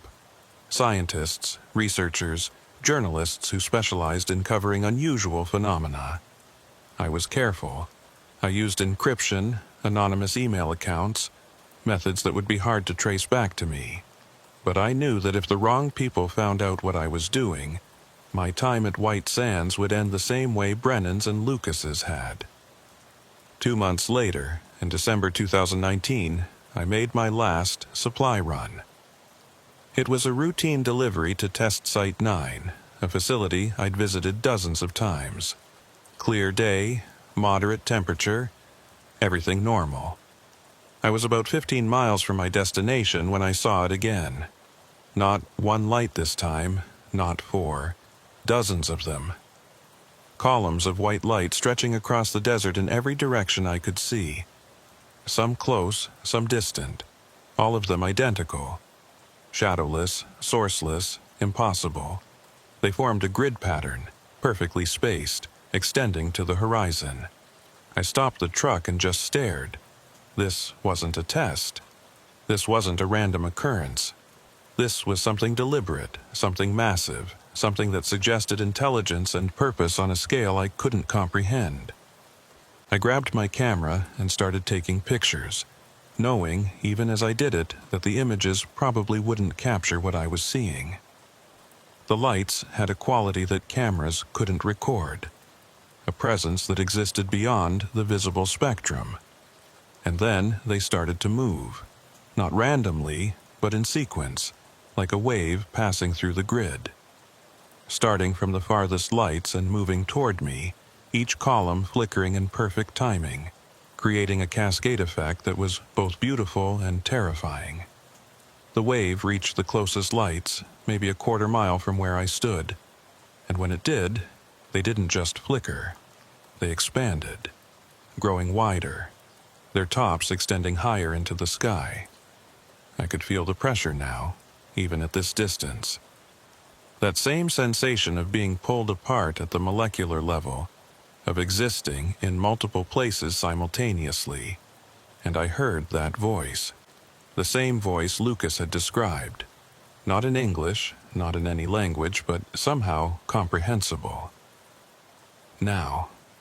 You're ready now. I don't remember making a conscious decision to move, but I found myself walking toward the nearest light, leaving my truck behind, crossing the white sand toward that impossible illumination. Every step was harder than the last. The pressure increased, the air became thick and resistant. My vision started to blur and distort. But I kept walking, driven by a need I couldn't explain. 20 feet from the light, I stopped. Not because I chose to, but because I literally couldn't move forward.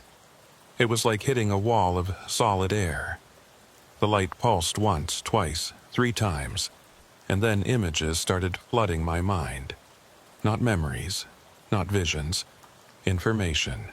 Pure, raw information being downloaded directly into my consciousness. I saw the desert as it had been thousands of years ago. I saw the first peoples who'd lived here, who'd witnessed these lights and built their entire cosmology around them. I saw the conquistadors arriving, seeing the lights and thinking they were divine signs. I saw the nuclear blast at Trinity and how it had changed something, awakened something, or opened something. I saw white sands being built, all those facilities and test sites erected on top of ground that had been marked by these phenomena for millennia. I saw researchers and scientists over the decades, people like Brennan, who'd gotten close to understanding what the lights really were. And I saw what they really were. Not gateways, not portals, not aliens or time travelers or any of the things I'd imagined. They were places where the membrane between our reality and something else had worn thin. Places where other dimensions or timelines or states of existence pressed close enough to our own that they became visible, tangible, real. The lights weren't vehicles or technology. They were the places themselves. Spots where the universe was trying to communicate with itself, where different versions of reality overlapped and interfaced. And the reason they appeared at White Sands wasn't random. It was because we'd been testing weapons here, splitting atoms, releasing energy in ways that damaged the fabric of space-time itself. We'd weakened the membrane, made it easier for these overlaps to occur. We hadn't discovered the phenomena. We'd created the conditions that allowed them to manifest more frequently, more visibly, more powerfully. And now they were everywhere. The download stopped. The images faded. I found myself on my knees in the sand, blood dripping from my nose, unable to remember how much time had passed. The lights were gone, all of them.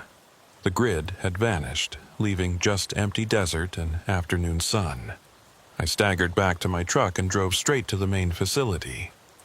I didn't complete my delivery. I went directly to the security office and demanded to speak with whoever was in charge of investigating the phenomena. They took me to that same windowless room. The same woman who'd debriefed me before was there, along with two others I didn't recognize. I told them everything: the grid of lights, the voice, the information that had been forced into my mind. I told them what I'd learned, that we'd caused this, that we were damaging reality itself, that the phenomena would only get worse unless we changed what we were doing. They listened without interrupting. When I finished, the woman said, "Mr. Briggs, we need you to understand something.